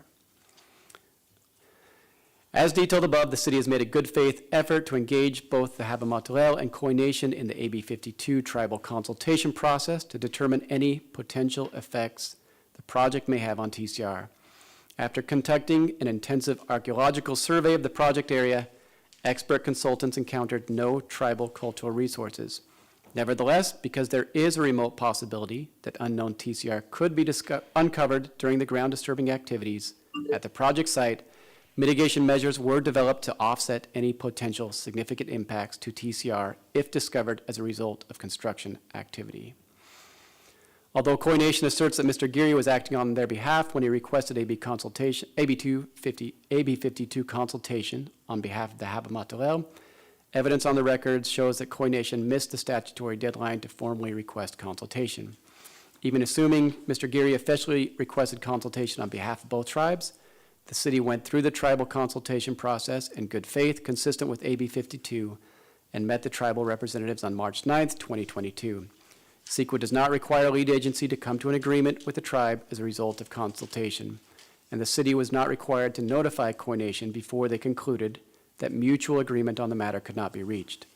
To the extent that Koine Nation alleges that they were not notified that the city was moving on with the CEQA process, Koine Nation had both actual and constructive notice that the city prepared an MND and that the Planning Commission was considering the matter at a public hearing.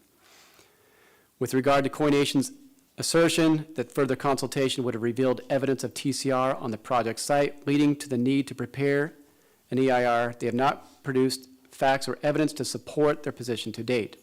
To the contrary, the CRI report conducted by Subterra represents substantial evidence that there is not TCR on site, and that in the remote possibility that there is, adequate mitigation measures have been put in place to mitigate any significant impacts to TCR. I'm just going to, that's the end of the letter. I did want to highlight, there was another letter that came in this afternoon. I just have 3 quick points to read on that if you're still with me here. In response to the 12-page letter with 14 exhibits encompassing a total of 74 pages that was submitted by Koine Nation's attorneys today, the allegations set forth in this letter have in large part already been addressed in the city's staff report. The following comment is being made to address any new assertions that have not previously been addressed. In the letter submitted today, Koine Nation asserts that the MND misleadingly characterized a meeting between the city's archaeological consultant, Dr. Greg White, and the Koine Nation as being a tribal consultation, even though this meeting happened before the tribal consultation period opened. This is not true. The MND clearly states that this was an initial coordination to gather information from tribal representatives. This section of the MND later clearly states that the notification of the project was sent to local tribes, and the Habomatalel tribe later requested consultation. In the letter today, they also assert that they repeatedly attempted to engage in consultation with the city, but other than a follow-up letter with Mr. Geary dated the same day as the tribe's in-person consultation with the city on March 9th, 2022, there's no indication until after the project was approved on December 13th, 2022, that there was any more attempted contacts from either the Habomatalel or the Koine Nation. Although Koine Nation relies extensively on the cultural resources investigation and other previously conducted investigations by Dr. White to show proof that there is no tribal cultural resources on site, the tribe's letter fails to show that the CRI report for the project actually says the opposite. The CRI report conclusively states that document review found no record of previously recorded cultural resources in the project footprint. Ethnographic research found no evidence of recorded cultural activity or recorded place names in the project footprint. And historical research found no evidence of documented historic era features in the project footprint. And that an intensive archaeological survey of the project area encountered no cultural resources. Even though previous studies have identified potential tribal cultural resources in fill nearby the project site, this does not mean that there's actual tribal cultural resources that will be within the project footprint, and the CRI report confirms that it is not likely based on their intensive study of the project area. All right, so that summarized lengthy summary of my review of the record in consultation with staff and the communications that I've been able to review. I'll just summarize really quickly. Coordination has requested consultation. Sir, if Oh, yeah. we have an urgent request for a little bit of a break. Sure. So if I might ask you to pause in your presentation, let's take a 5-minute break.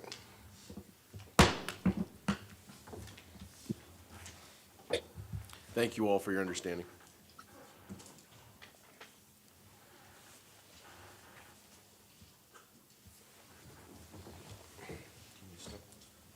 Stand up.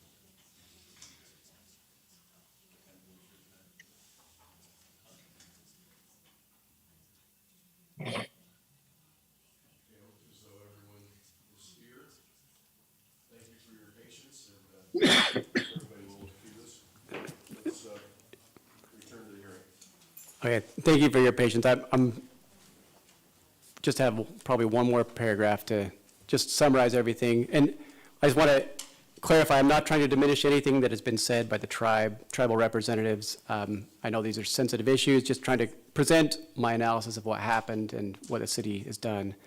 I'll just summarize it. From what I've heard, there are three. The Koine Nation has requested consultation. From my analysis, the city did its consultation. They've requested investigation of the site. That investigation did occur, as I've pointed out. And third, they've requested mitigation measures be incorporated, and there are mitigation measures incorporated in the MND. Obviously, those can be modified at the council's discretion, but there are mitigation measures present in the MND that's before you now. Thank you. So now would be the time for rebuttal from the appellant and any questions? That concludes the city's case? Correct. Thank you. Back to Koine Nation, you now have time for any type of rebuttal at this point.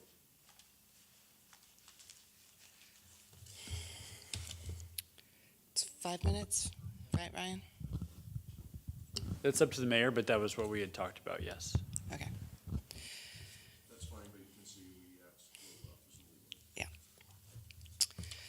So the first thing I want to do is to submit to the city council our proposed revised mitigation measures, so you have them in front of you and can see them.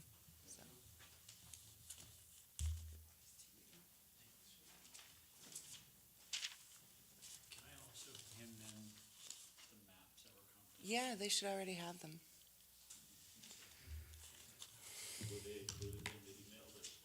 No, no, part of why consultation process is so important is the tribal cultural resource. Were they not included in the letter?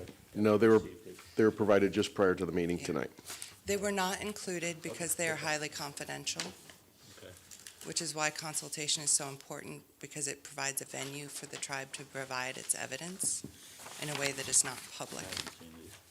Because TCR information is usually on a need-to-know basis. Thank you, ma'am. Go ahead. Certainly.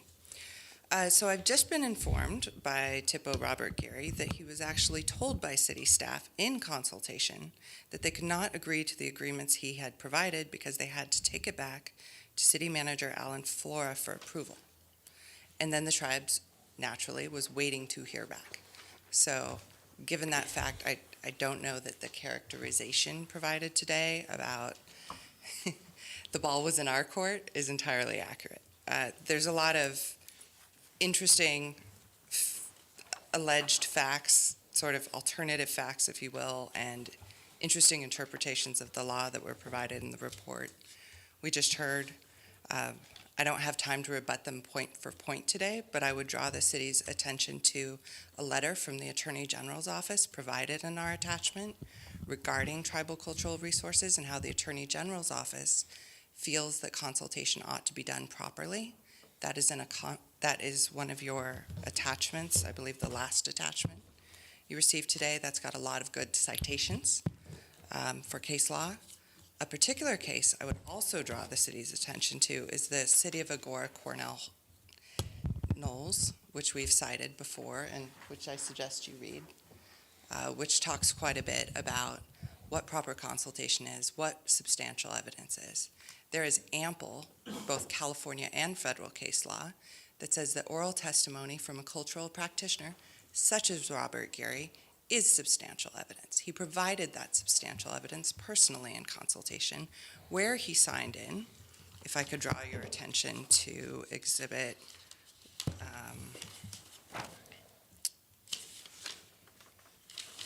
Exhibit E, where Robert Gary signed in as both Habemetal and Coy.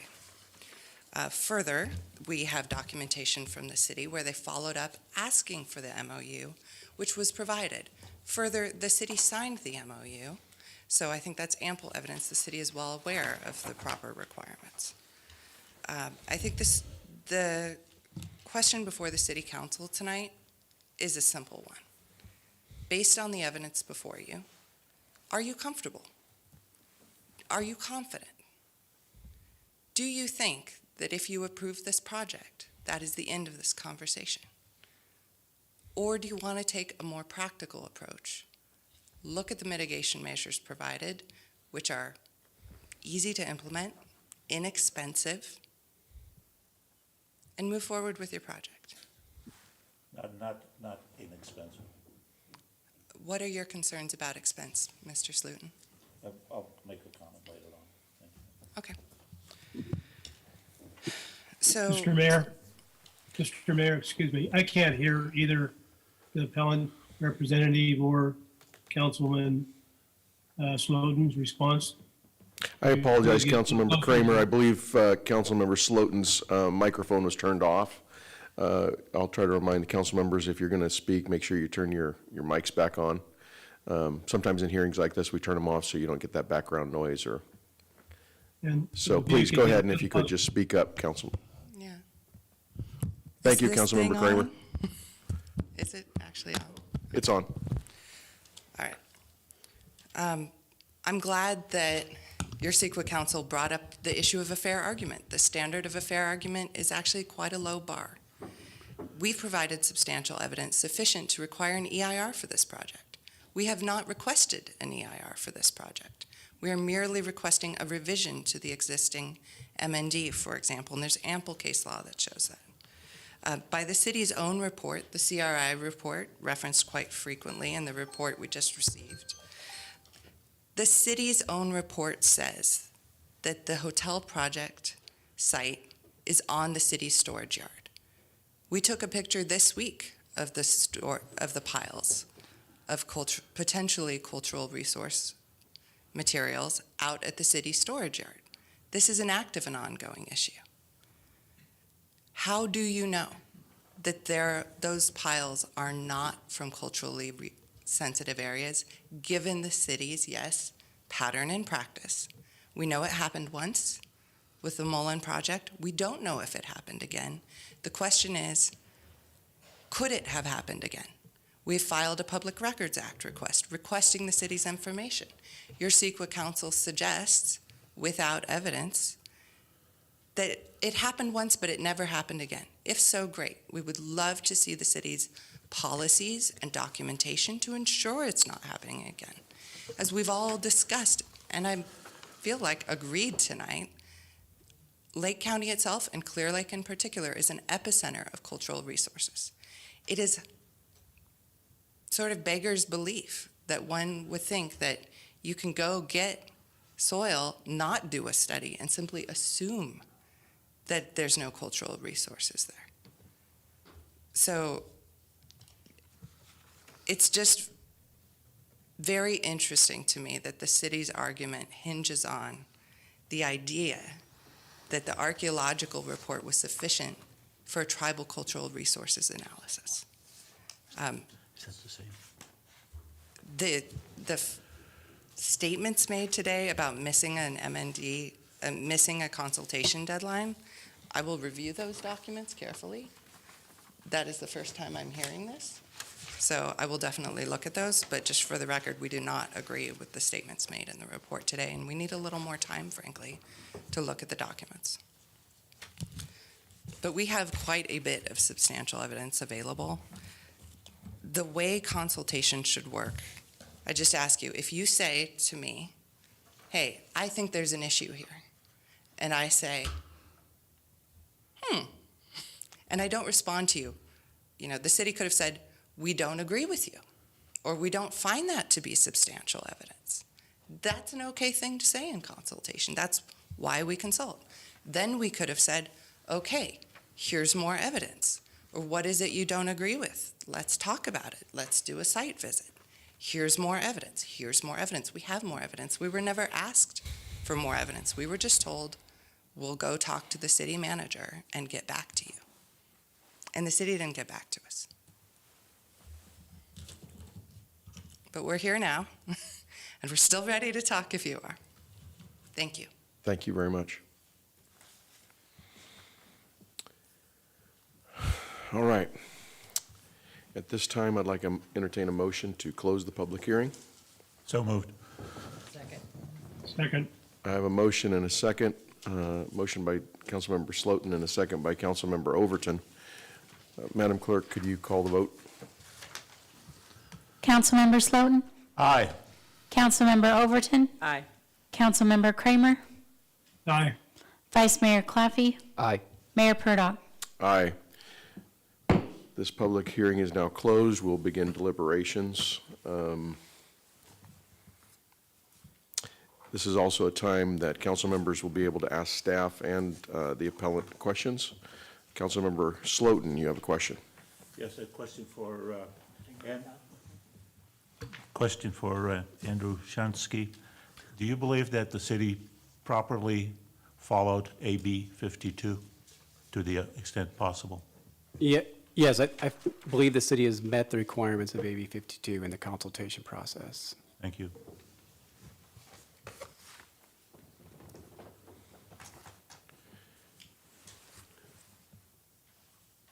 Vice Mayor. Mr. Gary, do you have a moment? Can I ask you a few questions? Thank you for taking the time today. Thank you for putting together all this material. Have you had a chance to visit the site in question? Yes.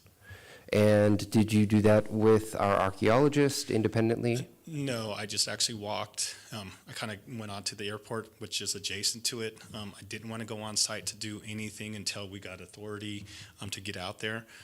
But while I was out there, I did see the spoil piles that are still there. We took a photo of it yesterday, and it ranges all the way from the end of the airport all the way up to the first, almost like the first street that's there. So they're still there. Are those spoils piles on the project site itself? Literally like adjacent to it, depending on whether that, the improvement portion of it, because it literally goes from old Highway 50, or new Highway 53 through the airport and then exits out there on the old Highway 53. It will be kind of going through that area where some of the arc sites that are out of or in that buffer area to the west will be potentially impacted. Okay. Has the city ever declined access to a site if you've requested it? No, they've never, as far as with me, no, they haven't. Like I said, I believed we were still in consultation, so if there were any questions or anything else at a later date, that we were either going to conduct a site visit or answer any more questions or provide anything else that was needed. Like I said, it was just told to me that it couldn't be, or approval for the mitigation, some of the mitigation measures that we talked about, the treatment protocols and the monitoring agreement, was all contingent on approval of Mr. Alan Flora. Great. And then one last question. So you mentioned earlier about a buffer, and that you sometimes have a 1 mile buffer, a half-mile buffer, a quarter-mile buffer in this case. I did a quick search. San Diego uses a 100-foot buffer. Imperial County uses a 100-foot buffer. It seems like it's a little bit all over the place. Is there a standard practice around this? I think the buffer is when you actually hit cultural resources. I know usually from an archaeological standpoint, if something's hit, they'll want to give you a 100-foot buffer if that happens. The buffer that I actually use is actually a different, used for a different reason. So when I take a look at an APE, my buffer zone basically gives me an area of the APE and what's within that area, not a hit. So if I have an APE and I have a buffer out from that, it gives me a quarter mile, and I find that I have archaeological sites almost on every side of it, and say the APE is in the middle, there's going to be high potential that you're going to hit something because you've already found things that are around the surrounding areas. With that said, and I'm not wanting anybody to take this wrong, but when we, as far as people, the indigenous people a long time ago, we didn't just get up and just stand there. We went from A to B. So that potential that's in the middle, that happens to be where the APE is at, just because that no one's studied that area and nothing's been looked at, that doesn't mean that nothing's there. But what gives it the high potential is that the surrounding arc sites that are there existing or that we know of are there and are registered. So that's what makes that a high sensitive area. Excellent. Thank you so much. Mm-hmm. Thank you. And then, sorry. Is that it? Yeah, for you, yes. And then I had just a question or two for city staff here. Based on the follow-up letter that Mr. Geary sent to the city, there are a couple of things here, a couple of recommendations or requests. As part of the mitigation measures that we did put forward, were any of those requests considered? Sure. So, refresh my memory on the two requests. I don't have the lever up in front of me, but the tribal monitoring that was recommended or that it be considered, and then adoption of the protocol? Let me read through this here. We request including cultural monitors during development and all ground disturbance activities. Additional, we request you incorporate habematol pomo of Upper Lake treatment protocol into the mitigation measures for this project, and recommend cultural sensitivity training for any pre-project personnel on the first day of construction activities. Well, we're familiar with sensitive areas throughout the city and have engaged tribal monitors on any number of projects. And so that's always considered. The issue here, as was outlined in the staff response, is that there was no evidence of tribal cultural resources at this location. And so, based on that lack of evidence, we didn't see the need to include that as a mitigation measure or adoption of those protocols. We did add cultural sensitivity training as a mitigation measure. I think that makes sense even in areas where we have no evidence of tribal cultural resources in a project. We do know that it's a sensitive area. There's a lot of resources in that region, particularly over, as you get closer to the lake. And so that's why that was added in. Thank you, Mr. Flohr. Thank you. Councilmember Overton. Okay, so our main concern here tonight is the appeal, per se, whether we feel like we've done the right thing and followed the protocols, or whether we did not. Whether we decide to put in the mitigations and all of that stuff really is not up at this time. Am I correct? I mean, we're really just looking at the appeal of whether they filed on time or not filed on time, which shows me they haven't filed on time. So I have a question for you, or whoever wants to answer it. Why? Why, for the past year, we have went through, you have been sent things, and you knew things were going on. The planning commission meeting, why did you wait to appeal when this could have been taken care of over the past year? So I'm not getting why you waited so long to make an appeal when this all could have been done a long time ago. Because your guys are kind of accusing us of not following protocol, but it looks to me like we have. It looks to me like you guys did not, had lots of time to communicate. Thank you. No, good question. And this kind of takes it into, I think, the history that we've been having with multiple projects that have been going on here in the city of Clearlake. So with this, we were waiting for approval for the mitigation measures and the monitor agreement for the 18th, which we were also waiting for the same thing for the splash pad, the Burns Valley project that was out there. We've set up several meetings with Mr. Alan Flora to talk about those concerns for those projects. How can we be proactive in getting these mitigation measures put into place? In my letter, it actually says incorporate. So whatever your mitigation measures are, add these to it, because this is how we would like the treatment of any remains or items from our community. As far as it's taking, why did it take? We would like to know too. I guess the question that I had was leaving the consultation table with the understanding that I was going to be contacted back because approval landed on the city manager, which didn't happen. No one contacted me to let me know that that wasn't going to happen.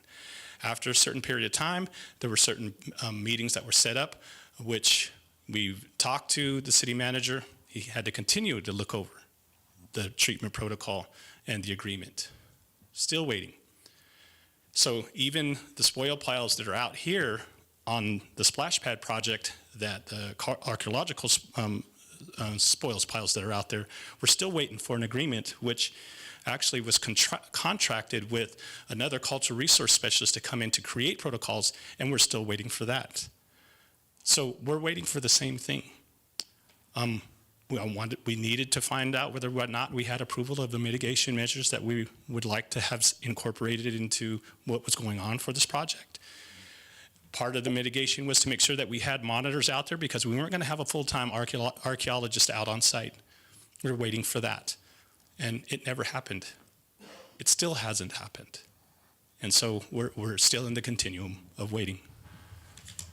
Why didn't you go to the planning commission before this was approved, though? Actually, at the time, Mr. Slutin was the mayor. We had a couple meetings with him and the planning commission. Actually took the planning commission out on site, showed them sites and the concerns that we had with those sites, told them about the agreements that we wanted to have set into place, and still nothing. So, Mr. Slutin. We talked a bit about the Burns Valley Sports Complex. Yeah, Mike. We never talked about 18th Avenue and the hotel. I said, And that's what. I said other projects. Other projects. I named about 3 or 4. Just so you're clear, as we can only talk about this project, yeah. and what happened with other projects, I can't bring into this one here. And I think so I'm just my thing is Okay, so if somebody doesn't, I mean, I'm an executive director, and I know that if somebody doesn't contact me back and I'm wanting to talk to them, I'm going to say, hey, what's up, let's have another meeting, I have I haven't heard from you, something, but I don't see where that ever happened either. So, I mean, there has to be like you said, a communication between both sides. If one isn't contacting the other one should have. Right. But I'm just figuring that, we had all this time, and this is really not per se, this is about the Khoi Nation, not the other tribe. They did, and I understand that if there was something there, but this appeal is from the Khoi Nation, not them. And so from what I can see, the Khoi Nation never did anything, or followed anything, or sent anything during the time frame that was required. So we're here about the Khoi Nation not doing some response. And whether you did it for another tribe, that's fine. Right. That's not what we're discussing today, and we can only discuss the Khoi Nation. So from what I can see, the Khoi Nation never filed any paperwork in the timely frame according to the CEQA law, because that's what we're talking about here, the CEQA law. Nothing from them has ever come through to the city to do any consultation during the time frame. So that's what the concern here is now, is whether the CEQA law was followed. We're saying that there wasn't, but I see no proof that it wasn't in any documentation. So if you guys have something documentation-wise that can prove that differently, please show it to us now. So just a little bit of background. So on those letters and some of the sign-ins, or the sign-ins that I have, I signed for both, right? I was there on behalf of also the Khoi Nation as far as for consultation as well. Also, prior to this, when I inquired about the projects that were happening here in Clearlake, and letting them know that I was representing Khoi through this intergovernmental agreement through the two tribes, I was actually given the projects, and they were actually reassigned back out for response from the city of Clearlake. And so those were actually sent back out to me, which I responded in the time that they were sent, after that they were sent to me, within the time frame that I had on both, on all of them, actually, after that, to be up to speed. Yeah, I need you to share that also with council, please. Thank you. So as far as coming to the table, and on behalf of Khoi Nation, I did. I responded.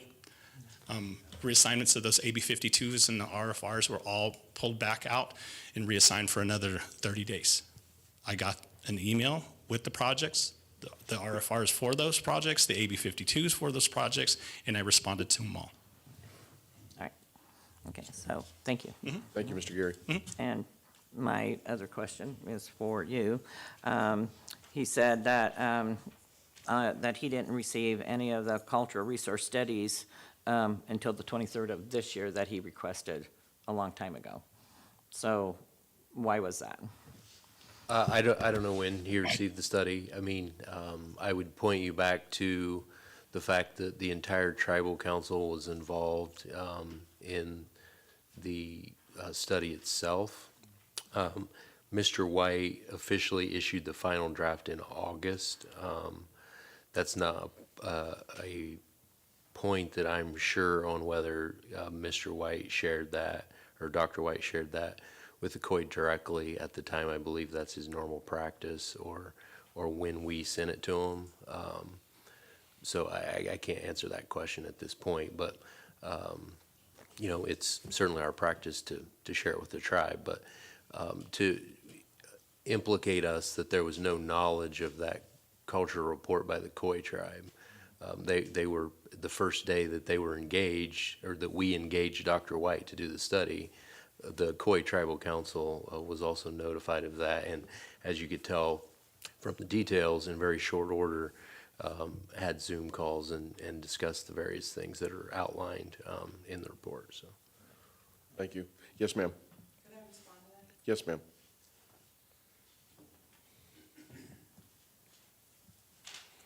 So it is true the Khoi Nation Council engaged at the beginning of the study. Engaging at the beginning of a study is really different than getting the finished study that says we disagree and we found nothing, right? As you can see from our evidence and our behavior here today, we vehemently disagree with the idea that there's nothing there.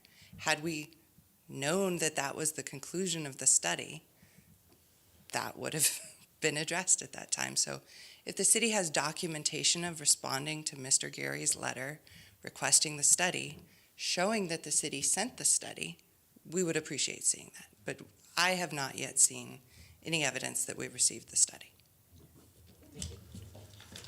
If I could add on to that, even though if it was acknowledged to have been received in November, still there was no follow-up as part of the review period before the mitigating negative declaration or the Planning Commission's review and approval of the project.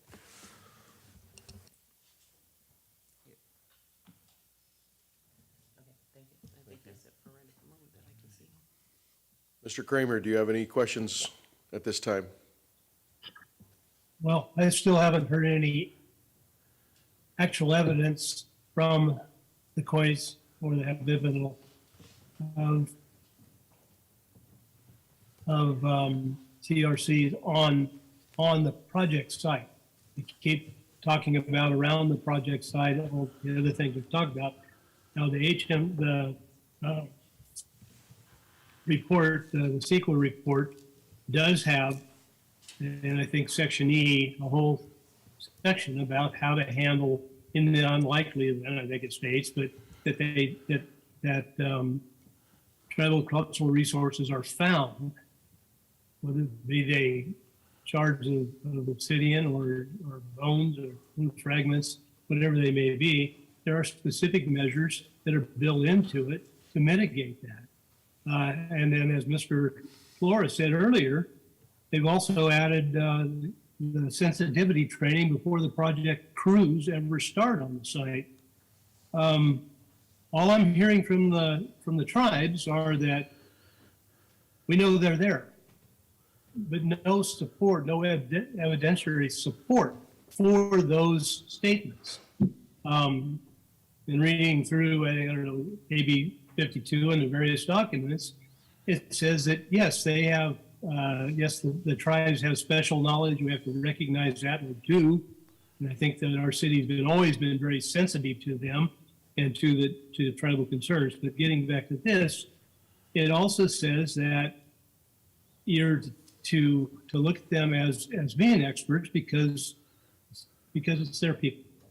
It's the indigenous people, and who knows better than the indigenous people. However, it still has to be supported by evidence on the site or on the project. And I haven't seen that in this 2 hours of testimony being given back and forth.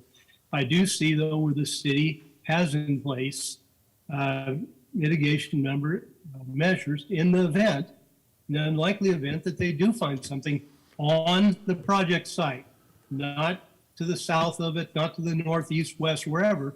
The fact that Mr. Johnson's house being noted over to the southeast, okay, it's not on this project site. In fact, it's not all that close to this project site.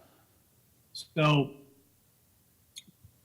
more of a statement than a question. I haven't seen actual evidence presented by the tribe that there are TRCs on this site, or there's even a likelihood of TRCs on the site. So that's my thoughts. Thank you, Mr. Kramer. Councilmember Overton. Okay, so we have put mitigations, and there are laws that we have to do. So I'm just wondering, what are you guys against? If they do find something, of course, the project stops immediately. And if they're going to go through the sensitive training process, why is that not enough?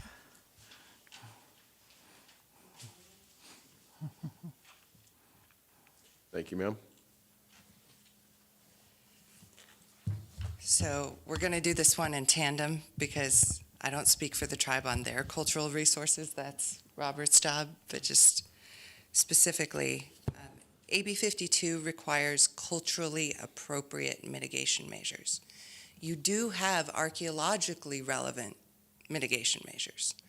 Those archaeologically relevant mitigation measures are not culturally appropriate tribal cultural resources mitigation measures. Here's a specific example. Your archaeological mitigation measures allow for treatment, testing, and curation. That means if you find a basket, you can test it. You could even do destructive testing of it because archaeologists tend to like to take things apart to figure out, what did people eat back in the day. To the tribe, the cultural significance of that basket, and Robert, of course, can add to this, could be different, right? And so a culturally appropriate mitigation measure would not include testing, would not include curation, would not allow it to go to a museum, for example. So that's why they should be different. So let me ask you this, Yes. so if they were to find something and they were to call and say, everything stops, of course, everything stops, then you would want the tribe to be the one that comes in and looks at whatever is there. Am I correct? Yeah, and that's a really good point. So right now, your archaeological mitigation measures say to call the archaeologist. A tribal mitigation measure would say to call the tribe. Okay. And we're not talking about Native American human remains here because that is a different You're law, right, I different understand that, situation. yeah. To continue to answer your question, Councilmember Overton, sensitivity training was brought up. It's a good point. We asked for tribal cultural resources sensitivity training. The actual text of the letter says cultural sensitivity training. It might go without saying, but just to spell it out. Tribal cultural resources sensitivity training should be done by the tribe, who is the expert in their culture to train people on what is culturally sensitive to the tribe. You have cultural sensitivity training provided by an archaeologist, for example, in their mitigation measure. The very simple request we would ask, had we been given these for review and consultation, is just make that mitigation measure, the tribe will provide the training, for example.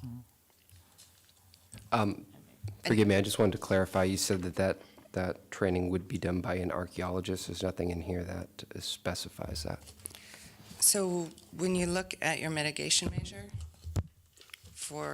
it's in your report, right, Andrew? You quoted all the text. It does not say that it would be done by a tribal member. If the city council member wants to clarify that when you say in the archaeology mitigation that you meant that training would be done by a tribal member, that would be good. Is there any reason, Ellen, why that could not be possible? No, I mean, the sensitivity training that we've had has been done by tribal members. I mean, I think Right. there may have been some cases where Dr. White was also there, but that's the practice. Been I done mean, by the tribal members. Right. I mean, if You you are- wanted to further clarify that in the mitigation measure, Yes, that's. I think that should be clarified. Your motion can, at this point, add amendments to it as long as they're more robust. You can't go backwards. So that's mitigation measure 4 From the tribal? from the conditions of approval? E4. Yeah. And I just want to pause before we go on. Robert, is there anything you would want to add to that? Okay, thank you. No, I think that should be. Thank you for your question. Mr. Mayor. Mr. Mayor, Just a second, Councilmember Kramer. Okay, go ahead, Councilmember Kramer. a few moments ago, some information was handed to both Mr. Slotin and Ms. Overton. I assume that the rest of you also got to see it. I have no idea what that was or what it is or what significance it has. Is there any way that I I'll could address it. possibly, At this time, Councilmember Kramer, we were provided confidential documents of sites within the project area and surrounding areas provided by the tribe just prior to this meeting, and unfortunately, we weren't able to get those to you, but that's what it entailed. the paper that was just handed to the two council members? Would you, Oh, I apologize. That was a record of Mr. Gary's attendance at, and he signed into a meeting. Is that correct, Councilmember Overton? As a representative of the Khoi and Habibital tribe. so, Councilmember Kramer, if you would like to reference page 23 of the PDF that Yeah, was I'm emailed. aware of the. Okay, I'm that's aware of those other. that's the page that was shown to Councilmember Overton and Councilmember Sloot. On page 23. All right. Okay, thank you. Thank you, Mr. Gary, for your patience. Thank you. No problem. So as far as for the mitigation measures, one of the things I did want to add. Remember to speak up, so Councilmember Kramer. I feel like I'm leaning over. So one of the things that I wanted to add is just making sure, as far as for the tribal cultural resource mitigation that we have, we also put some of the ceremonial and traditional and cultural aspects as far as with the handling of those. That is a part of that. And so we wanted to make sure that we incorporated that into the mitigation measures that were either being proposed for this project or whatever it was. We didn't see there wasn't any then at that time. So I think that one of the things is that Okay, explain that to me again, because it kind of was over my head, sorry. Yeah, so as far as for the mitigation measures, you were asking why. Why is what's the problem basically between both? So with the mitigation measures that we were supplying, it was basically a really detailed, who all needs to be involved, and even some of the cultural and the traditional as far as for ceremonial, even handling human remains, funerary objects, those kind of things, are all a part of that. How the tribe would like to have those done. And so it was going to be something that was going to be definitely different that was coming from an archaeological standpoint. So that was the reason why at the consultation I said, these are tribal treatment protocols and we would like to incorporate them into the mitigation measures of, this project. So that was the reason why, because it's a different perspective, some of the different ceremonial and traditional cultural knowledge that happens with those.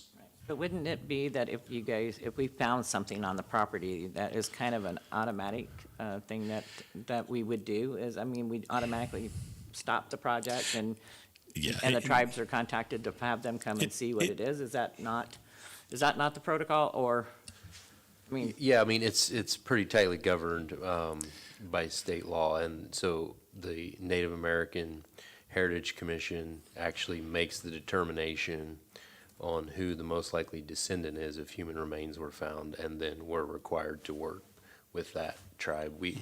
They don't tell us ahead of time or whatever who it is, but that's. But what if it's not human remains? What if you find a basket? Let's say you find a basket. We know that's probably, I'm sorry, but it's not going to happen. That ground's been so over and changed and dumped and everything for the last 50 years. There was an airport there and everything else, so that's so filled that it's not going to happen. But what if, let's say it does. Let's say by that little chance that you find a basket. What's the protocol for that? Well, historically, we had a very close working relationship with the tribe, and so we would just, we would contact them and talk to them about how to handle that. So is there a reason why we just don't put that into the mitigation? That they would be contacted if we found any type of artifacts? Well, I have to go back and review these and see. I think. Because it seems to me like it already is there, but I just want to clarify that it is there. I'd like to answer really quick. Okay, go ahead. So there isn't delay in call. That's the reason why we've created a treatment protocol that is upfront at consultation. So we don't have to wait when a project happens and they do hit something, everybody stops and they're all waiting. If they can't get a hold of me, everyone's still waiting. If we can't get a hold of the archaeologist, we're all still waiting. So in order to be proactive and to be timely with projects, we've already put that together. Right. Here it is. And we'd like you to incorporate this. We don't want to delay anything as much as we can. So that's how we're being proactive. That's the reason why we submit that. That is exactly like Mr. Flores said. If we went with the old way, right, it stops everything. We try to get a hold of a tribal representative out there to make sure that those protocols are being followed. So this is the reason why we're doing it at the consultation, to be timely and not to create delays. We know exactly what a plan is before anything happens, what to do when exactly it happens. And so that's what the tribe is doing here. So with that said, and I wanted to talk about the mitigation measures that are in this as far as the mitigated negative deck. It refers back when tribal cultural resources it refers back to cultural mitigation. And tribal cultural resources are different. So the ask that Planner McCarrick was asking about today still hasn't been done.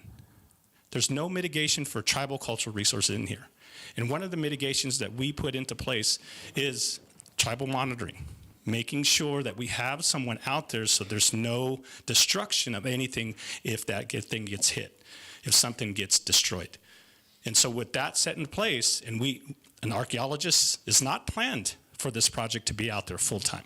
There's no one to stop the backhoe operator from stopping. If he doesn't see, which his vision is very much impaired, we all know this from construction, and he's moving dirt, he's just paid to move dirt. He's not paid to care. And that's what's going to happen. So one of the mitigation measures for us to have in place is to make sure that we have a person out on site, and if anything becomes exposed, he's able to sit there and let them know, hey, stop, we just hit something. Let's call the archaeologist, if it's human remains. Let's call the coroner and go from there. That's the reason why it's really important to make sure we have a tribal monitor on site. But in these mitigation measures, there's nothing for tribal cultural resources, which was asked at the Planning Commission meeting that we have those specifically made for those. And so we, as the tribe, specifically said, we need mitigation measures for tribal cultural resources. And I wanted to answer his question. So as far as wanting to know exactly what was some of the things or some of the evidence, so we provided maps with cultural sites, archaeological sites, prehistorical sites that came from Sonoma State that are within feet away. The closest one is within a little over 100 feet. There's archaeological sites all around the APE. So that gives us that there's a good potential, a high potential, that there's something in the middle of there somewhere, because this place has not been surveyed. This place has not no one's dug into it. They said they've moved around fill, they've done all of this, but there's nothing that says that there's nothing there, but everything around there is. So these are the concerns that we have, that there's a good potential that as soon as you start digging those deep trenches, storm drains, utility lines, all of these things, you're going to hit something. And as far as what's not there, the oak trees of those tracks, those lineal tracks that are there that we gathered from, those are tribal cultural resources. Those are there. They're in the biological report. That's there. Okay. Thank you. Thank you.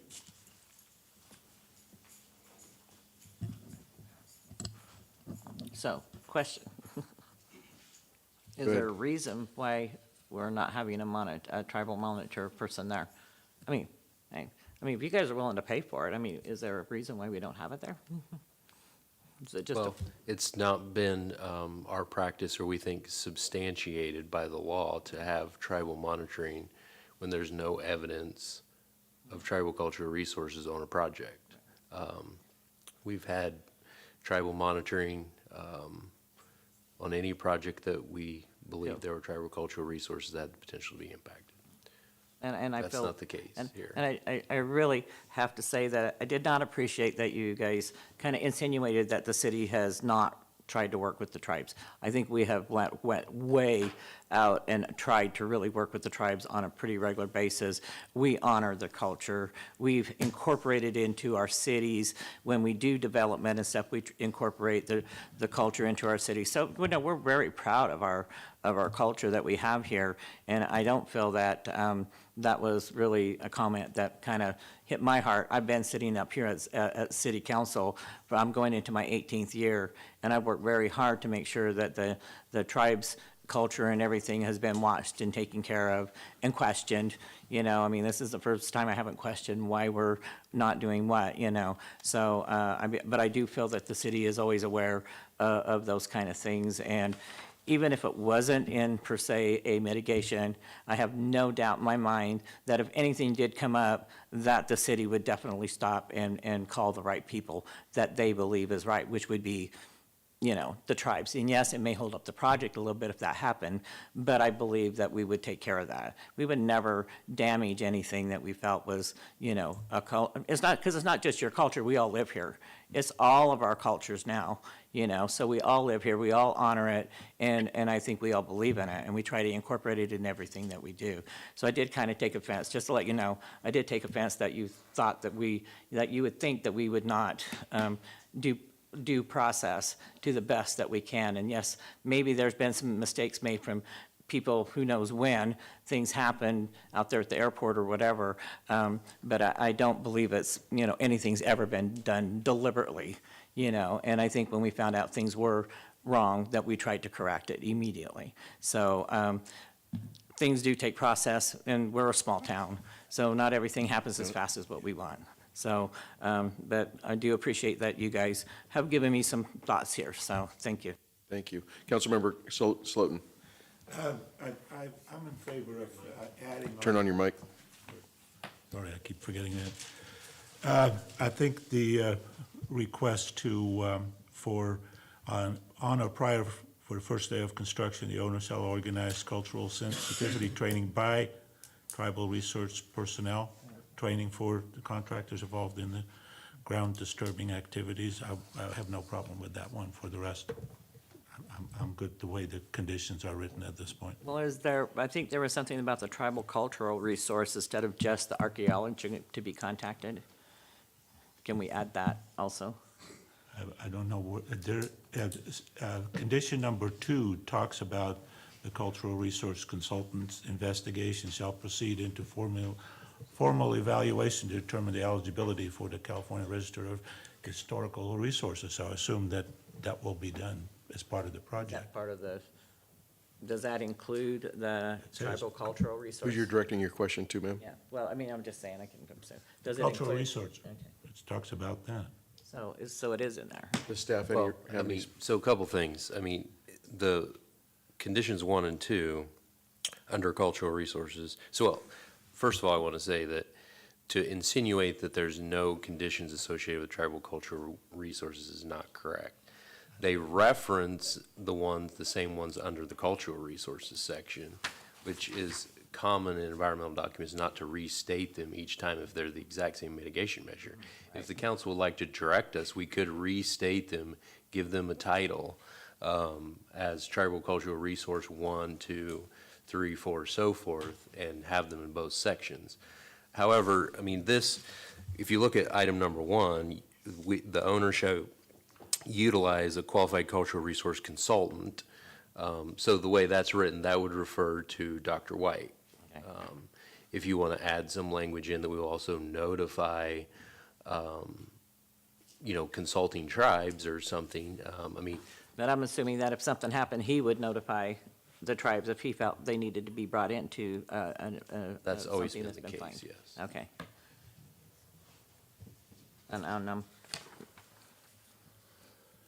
Okay, that's, thank you.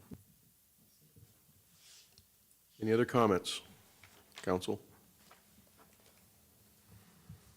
Go ahead, Mr. Kramer. Again, just to reiterate, I think the mitigation measures that are written into the CEQA MND are pretty much cover what the tribe is asking for. Again, if you want to make some of those little more specific changes from cultural resources to tribal cultural resources, whatever language they want, that means the most to them. I don't have a problem with that, but the measures are in there. The mitigation measures are in there in the event that there is a tribal cultural resource of some sort discovered during the course of this project.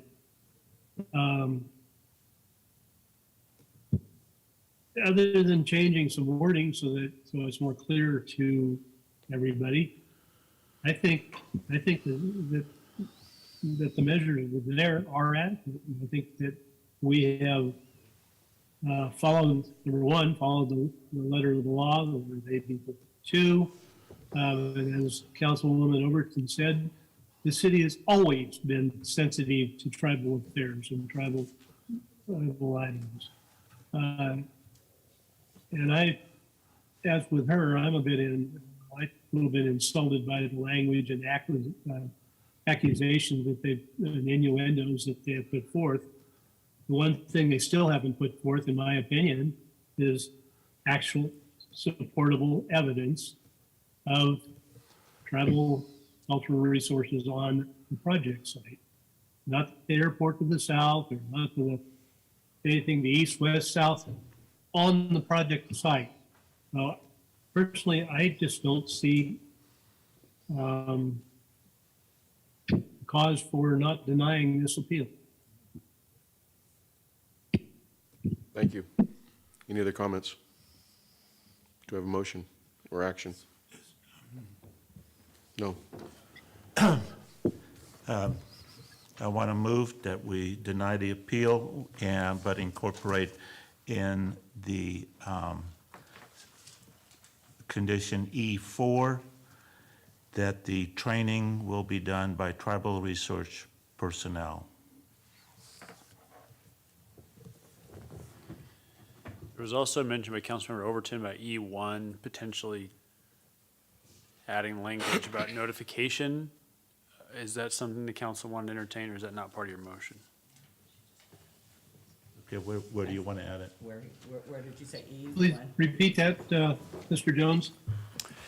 I had heard earlier in the discussion under, I think it's mitigation measure cultural 1 or E1, that talked about notification of remains also going to local tribes or something to that effect, in addition The tribal to cultural Dr. resource, White. Right, the tribal cultural resource. That's what they wanted added in, so that it Yeah. wasn't just. If I can clarify that a bit, so E1, the first sentence, I might have lost it here. The owner shall utilize a qualified cultural resources consultant to identify and investigate any subsurface historic remains and define their physical extent. That should still be the point person. And then Not just for remains, for any basic artifacts that may Oh, be. That's I'm the sorry. motion. It says Yeah. right here, or artifacts bearing deposits. Is that in there? I'd like to entertain a comment by So it's already in there, appellant so. counsel. Go ahead, Ms. Robinson. I don't have the authority to make a motion, but I wonder if you might like to know the language that we would suggest. Yes, please. Thank you. So, CUL1, third line after utilize a qualified cultural resources consultant, you could put comma and tribal cultural resources consultant from the Khoi Nation, and then Well, I continue wouldn't with the say just rest from of the it. Khoi Nation, because it may be. Again, whoever. We're just talking about this. Yeah, you could also Project. just say a tribal cultural resources consultant from a traditionally and culturally affiliated tribe from the area, Let's which is the language in AB 52. let's wordsmith that a little bit. Yeah, the reason, ma'am, is that no other tribe says that this is their area. Khoi is the only tribe that says this I is would their really area. like to get something general so that we can just not have this problem But for ever this, again. for this project, for this item tonight, Yeah, I think the language she's suggesting makes sense because of the region. So then said language in as, Can you read it again? So we know what we're doing? are you going to give them a copy of what you want, right? Yeah, if you wanted to take a recess, I could wordsmith this in like 10 minutes. Well, Brian, can you? I'm going to write down exactly what she had said I think we before. got it. So on line 3,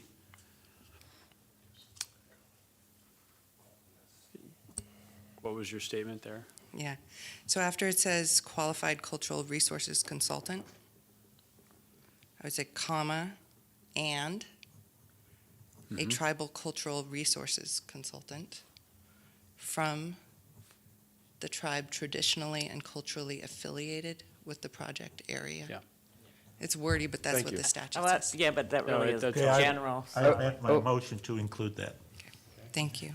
Okay. Councilman Claffey. I think that might be a step too far. I think the qualified cultural resources consultant can inform the tribal historic preservation officer of any consulting tribes. If something comes up, I think bringing on a separate consultant just complicates the situation. Well, I mean, it does potentially create a situation where you have two things. I mean, language has been used in other situations. We could say, shall utilize a qualified cultural resources consultant who will coordinate with tribal cultural resources consultant of the Koine Nation or something along that line. That sound okay? I mean, that's something we've used before, so. It's still consulting with the Koine Nation, basically.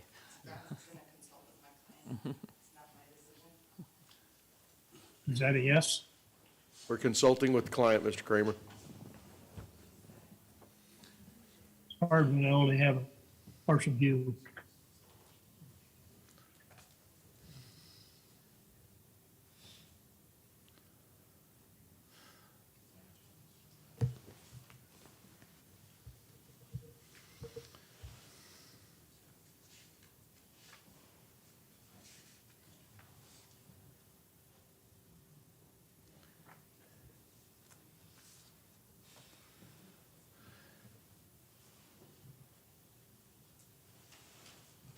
Are we good? No, sir, we are not good.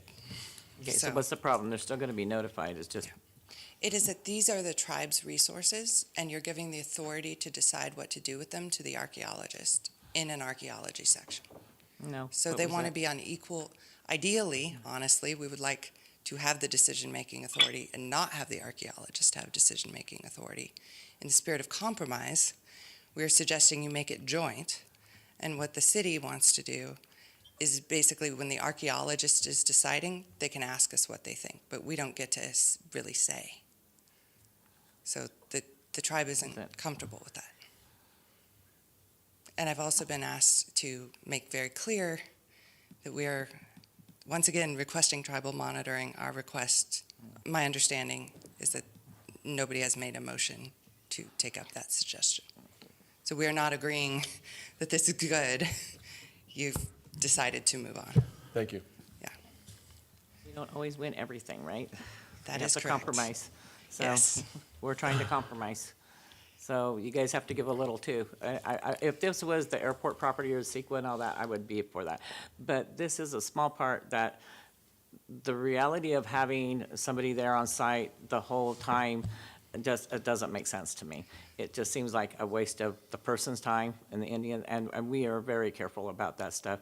And the likelihood of finding anything on this property is so slim that I just really don't agree to that, having a monitoring on the whole time of the project. Oh. I believe they'll be contacted. That's what the CEQA law requires for that kind of stuff. And so I think we got a give and take. We're sitting here giving some, make sure that you're contacted if there is anything that does come up. We're agreeing to the training by the tribes, but I personally am not, I don't see the monitoring part as essential in this particular project. I'm not saying all our projects, but I'm saying in this particular project. If I could just clarify, as long as I've been working with the tribe, we never ask to be present for monitoring the whole time. We only want to be present during ground disturbance. Right. Once you're building up, that's not our business. Thank you. Are we changing anything? I didn't, Mayor.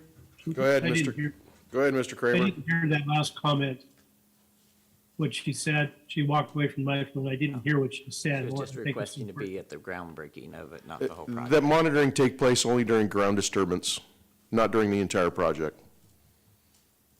Okay, then she's saying that they would have tribal members on site during it or not? Just as something is found? They've asked that tribal member monitors be on site during ground disturbance. Does that accurately portray? Thank you. If Go ahead, they're- Kel. Thank you, if Mr. they're- Kramer.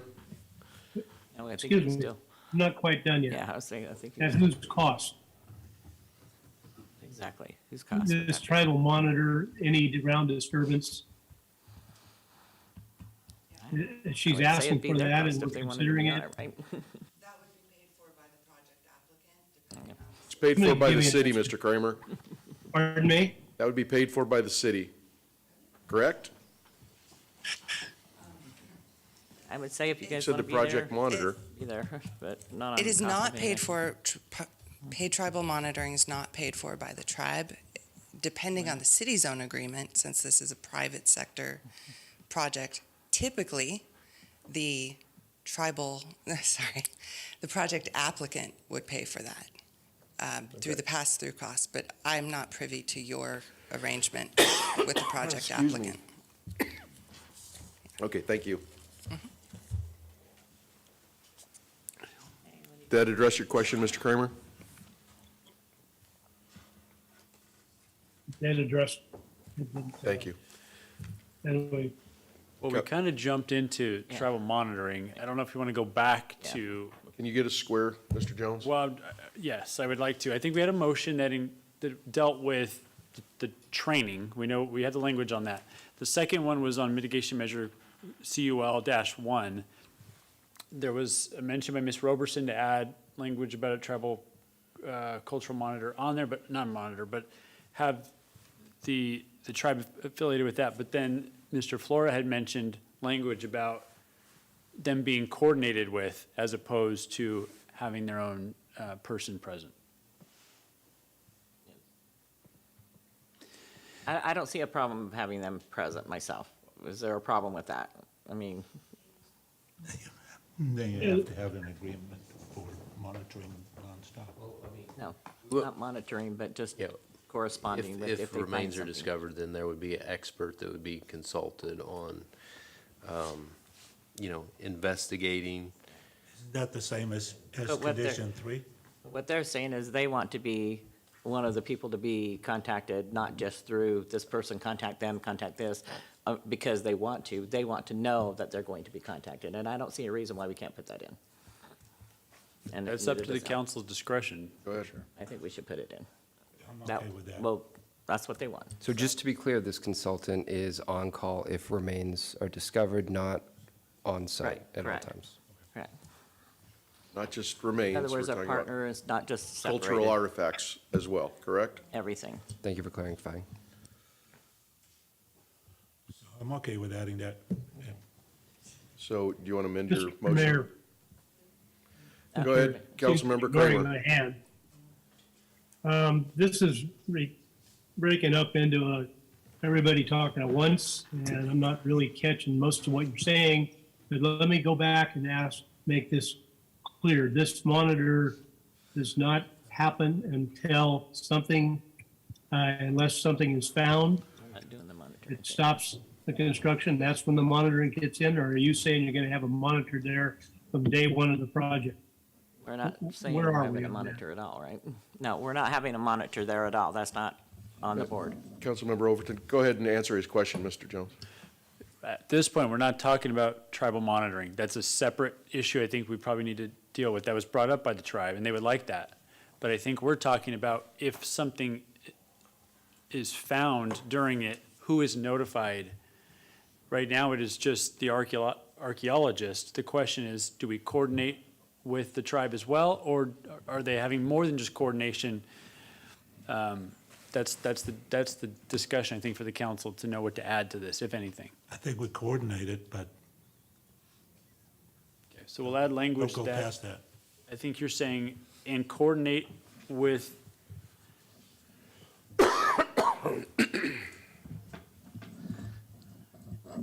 And I think what they're wanting is something that they have a say as much as an archaeologist has. And I think they should personally have the same say, because an archaeologist is going to look at things differently than what the tribe does. So I think they're being contacted also separate is more my preference. Okay, That well, they're both as a point contacted. of order, you have a council member that's made a motion, Right. so. Right. I We need understand to, that. we need to get that worked So out. it's really up to you. It says qualified cultural resources consultant as, per the coordination or Your mic something. on. so yeah, it would say qualified cultural resource consultant and add the language, comma, and coordinate with a tribal cultural resources expert from the Koi Nation. Yes. So we have a motion. Second. We have a second by the Vice Mayor. Madam Clerk, you call the vote. Councilmember Slotin, Aye. Councilmember Overton, Aye. Councilmember Kramer, Aye. Vice Mayor Claffey, Aye. and Mayor Purdock. Aye. Thank you all very much. No, that's not everything, but it's most of it. Well, thank you for your patience and cooperation as we move through the process. All right, moving on to our next item.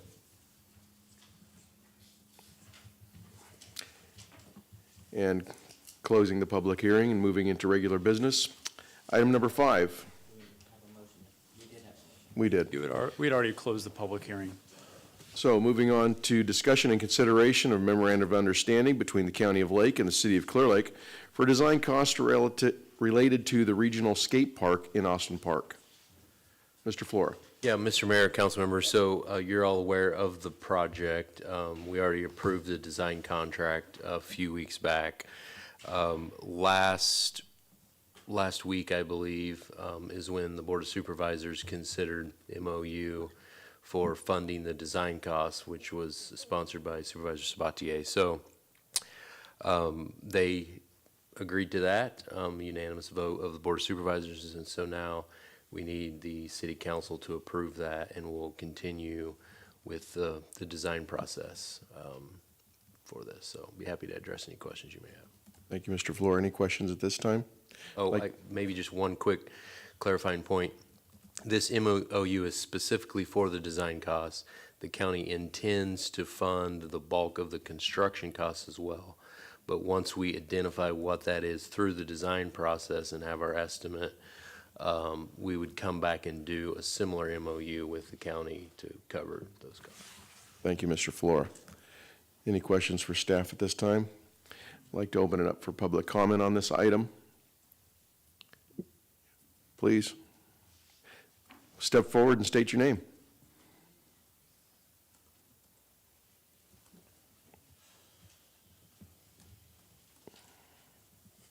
Hello again. So my name is Holly Roberson. I'm Tribal Cultural Resources Council for the Koi Nation of Northern California. We made comments at the county meeting, and so we just want to reiterate those comments apply here as well. Our request is that the city, as our understanding from the county is the city will be the lead agency for this project, right? Well, we met with the county yesterday, and they told us you're the lead agency. Yes, we are. Okay, so if you disagree with that, let us know. I just want to remind you all that CEQA requires within 14 days of a lead agency deciding to undertake a project, that's when you notify the tribe and give us the opportunity to request AB 52 consultation. So it's up to you all if that point is today or at another point in the near future, but we anticipate consulting with you very soon. This is across the street on a known village site. We will absolutely have tribal cultural resources concerns for this site. A comment was made at the county, unfortunately, about doing a categorical exemption for this project. There are exceptions to categorical exemptions, so if you are going to have an impact or could potentially have an impact on a cultural resource or historic resource or cumulative impact, all of which there would be here, there is no yet exception to the exemption for tribal cultural resources, but the village site fits under multiple categories. So I just want to state for the record, our opinion is that a categorical exemption will not be appropriate for this project. All of that being said, I'm also here today at the direction of council, and once again, in a spirit of cooperation, we can work with you early on this project. We had requested that the RFP specifically include discussion of the tribal cultural resources issues here, because even though it's above ground, which, thank you, by the way, we think that's good progress, that the starting position is keep it above the ground. Mr. Gary looked through it with fine-tooth comb. There's still grading, there's still trenching, there's quite a number of things which are actually in the ground for your above-ground project. There are ways around that. Both myself and Mr. Gary and members of the council and the Koi Nation community have quite a bit of expertise, actually, with building on top of sensitive sites and having the project go forward. There's something called geotech fabric I strongly urge you to consider and budget for early, which is why we're often by the time we're in AB 52 consultation, it's kind of late, frankly, even though that's how the law is set up, because you're budgeting now, you're doing your design process now, you're sending out your RFP to solicit bids now. You know, as a businesswoman, change orders are expensive, right? Right. So we would just urge you respectfully to please, we're happy to consult with you early voluntarily. I call that small C consultation, or just in the AB 52 process, which will be in soon anyway. But there's a number of things you can do to move this project forward safely and on time and on budget in a culturally respectful way. So we look forward to having that conversation with you as soon as you invite us. Thank you very much. Do appreciate your comments. Any other comments from the public? Yes, Mr. Gary.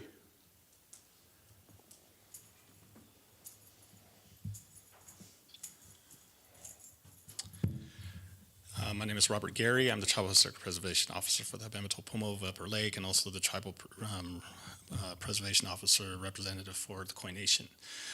So yeah, this came up on the agenda with the county. Wanted to make sure that we understood as far as like where our concerns are. There's still a project with soils that are out there on a previous project that we have on site that we still haven't dealt with yet. It's still out there. It's tribal culture resource sensitive soil that's out there.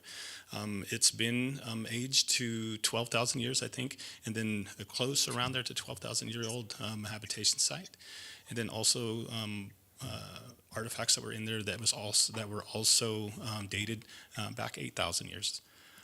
And this was the same information that we brought actually to the table, consultation table, that we were afraid that this was going to get hit, and it got hit. Those spoil piles are still out there. Concerns are, like we heard at the Board of Supervisors meeting, that this was going to be all above ground. It does not talk about that in the proposal. There are different sections that happen, and they do talk about, like Ms. Roberson saying, grading, drainage, and all of that's underground. So, and also just making sure that there's the AB 52 protocols are set in place and followed. I think from the city is what we're looking for, some kind of plan, making sure that also the tribe is at the table early so we can develop a plan before this happens. And so I think that's just one of the things that are a misconception that especially when we think things are above ground, they're really not. Looking into this, as far as for the schedule on that proposal, there are a lot of outreach and meetings that were supposed to happen. I'm not too sure if we missed those or weren't notified about those, or if the project's behind. So I think the first meeting started according to the proposal, I think was in December. So I don't know where we're at, but just making sure that when it's triggered, that we get the notification, we're able to be at the table as soon as possible. Thank you, sir. Mm-hmm. Any other comments? Anyone on Zoom?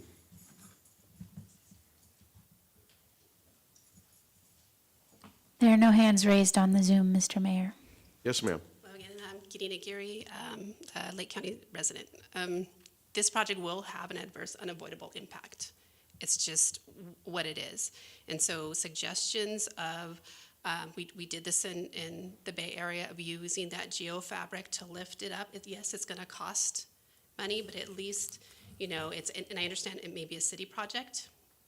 I would suggest moving forward that the city does their due diligence and reaches out to the tribe before any projects or before buying more property to see how sensitive it is, and to also reach out to developers who are thinking about purchasing property, to let them know that, hey, reach out to the tribes, because that's what we encourage in the Bay Area, because it does help. I have developers all the time calling me saying, check out this site for me, is it sensitive or not? And you will avoid this whole issue. I hope you mitigate meaningful, consultation. That is so important. And it's not, like they were saying earlier, one and done. Meaningful, consultation is having that conversation and taking the tribe's input into consideration. They can't be ignored. All of their concerns need to be met. You need to separate cultural resources from tribal cultural resources by law. They are separate categories, and you must listen to the tribe. And whether or not it's written down or not, the law states that their knowledge is enough, and that needs to be enough. And I implore the city and the planning department to follow the law, because you're not, and that needs to change. Thank you.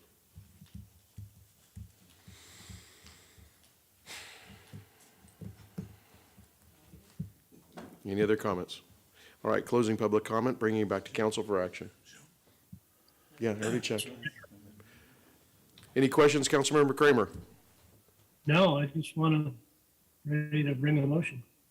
He's ready to make the motion. So. I see no other All right. comments here. Go ahead, Mr. Kramer. Okay, I'd like to move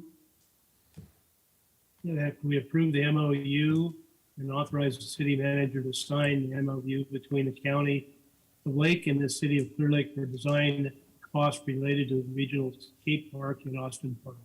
Second. I have a motion by Councilmember Kramer and a second by Vice Mayor Claffey. Madam Clerk. Councilmember Slotin? Aye. Councilmember Overton? Aye. Councilmember Kramer? Aye. Vice Mayor Claffey? Aye. Mayor Purdock? Aye. Thank you all very much. This concludes our business meeting with the exception of councilmember and manager reports, which we will move to next. Mr. Flora. Yeah, Mr. Mayor, council members, just a few items. We were notified this week that we did not score well enough on the cannabis equity grant that we applied for to receive funding for that. We did, however, submit an application of infill infrastructure funding through HCD. There's a rural allocation of $75 million for infrastructure projects that support housing. And so the formal application process isn't quite yet. They asked for a letter of interest, which was submitted, and then they pick the projects that they like and invite you to apply. So this turned into a little bit bigger possible project. We were trying to help the Canoctay Gardens Affordable Housing Project with some infrastructure. There's also a developer that recently purchased 6 of our mobile home parks on I-53. And so we're looking at some ways to really clean those areas up and put some better infrastructure in there.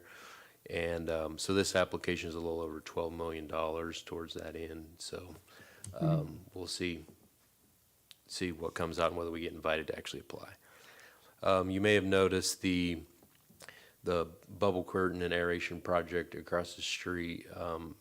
Installation on that has been happening over the last couple of weeks. It looks like they're going to be completed hopefully early next week on that. And so we'll keep an eye on how that improves the water quality. This is the first project on the lake like that, although the Blue Ribbon Committee is funding similar technology possibly over in the Clearlake Keys area because they always have a lot of problems there.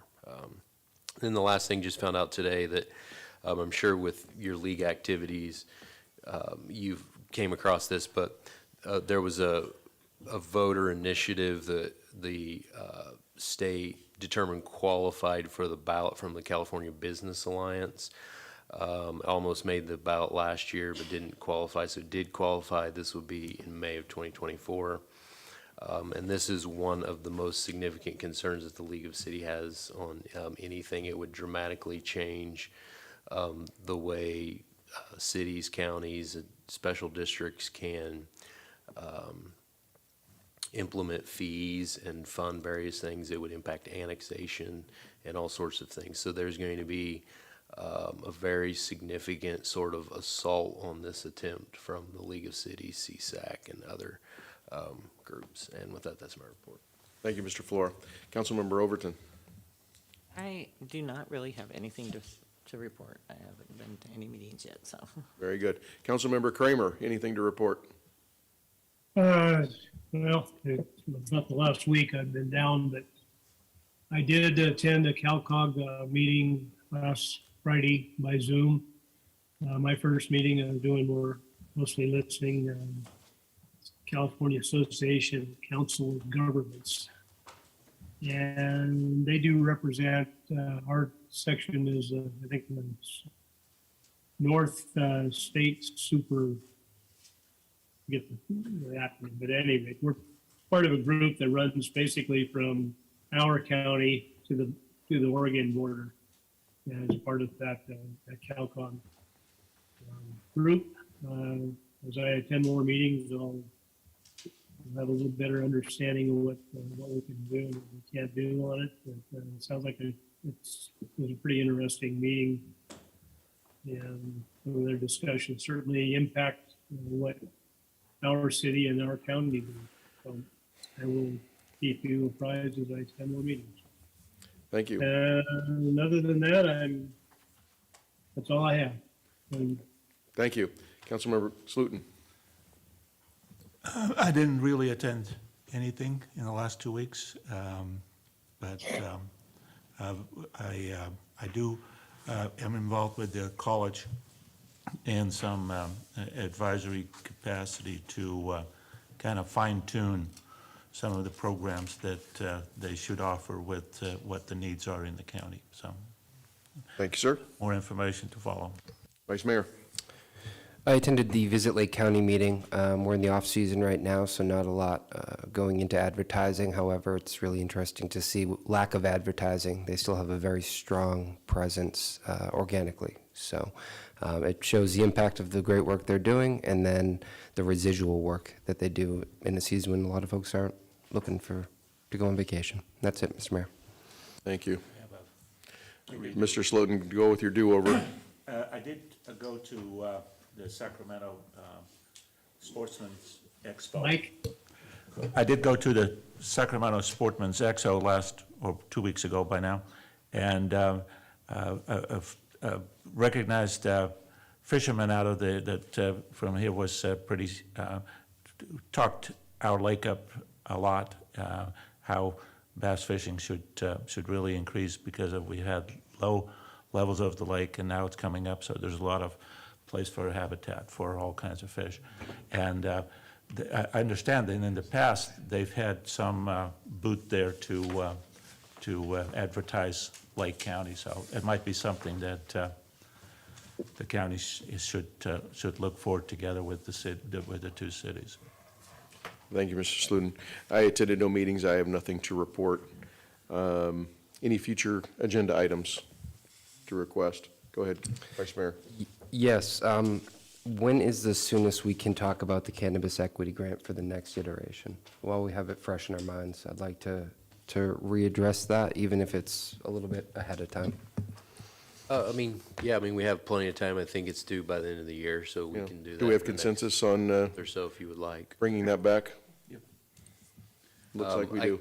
I would just caveat that by, there is an opportunity to get some feedback from them, and so I'm not sure how much time that will take. I'll reach out to them, see what I can learn about our scoring.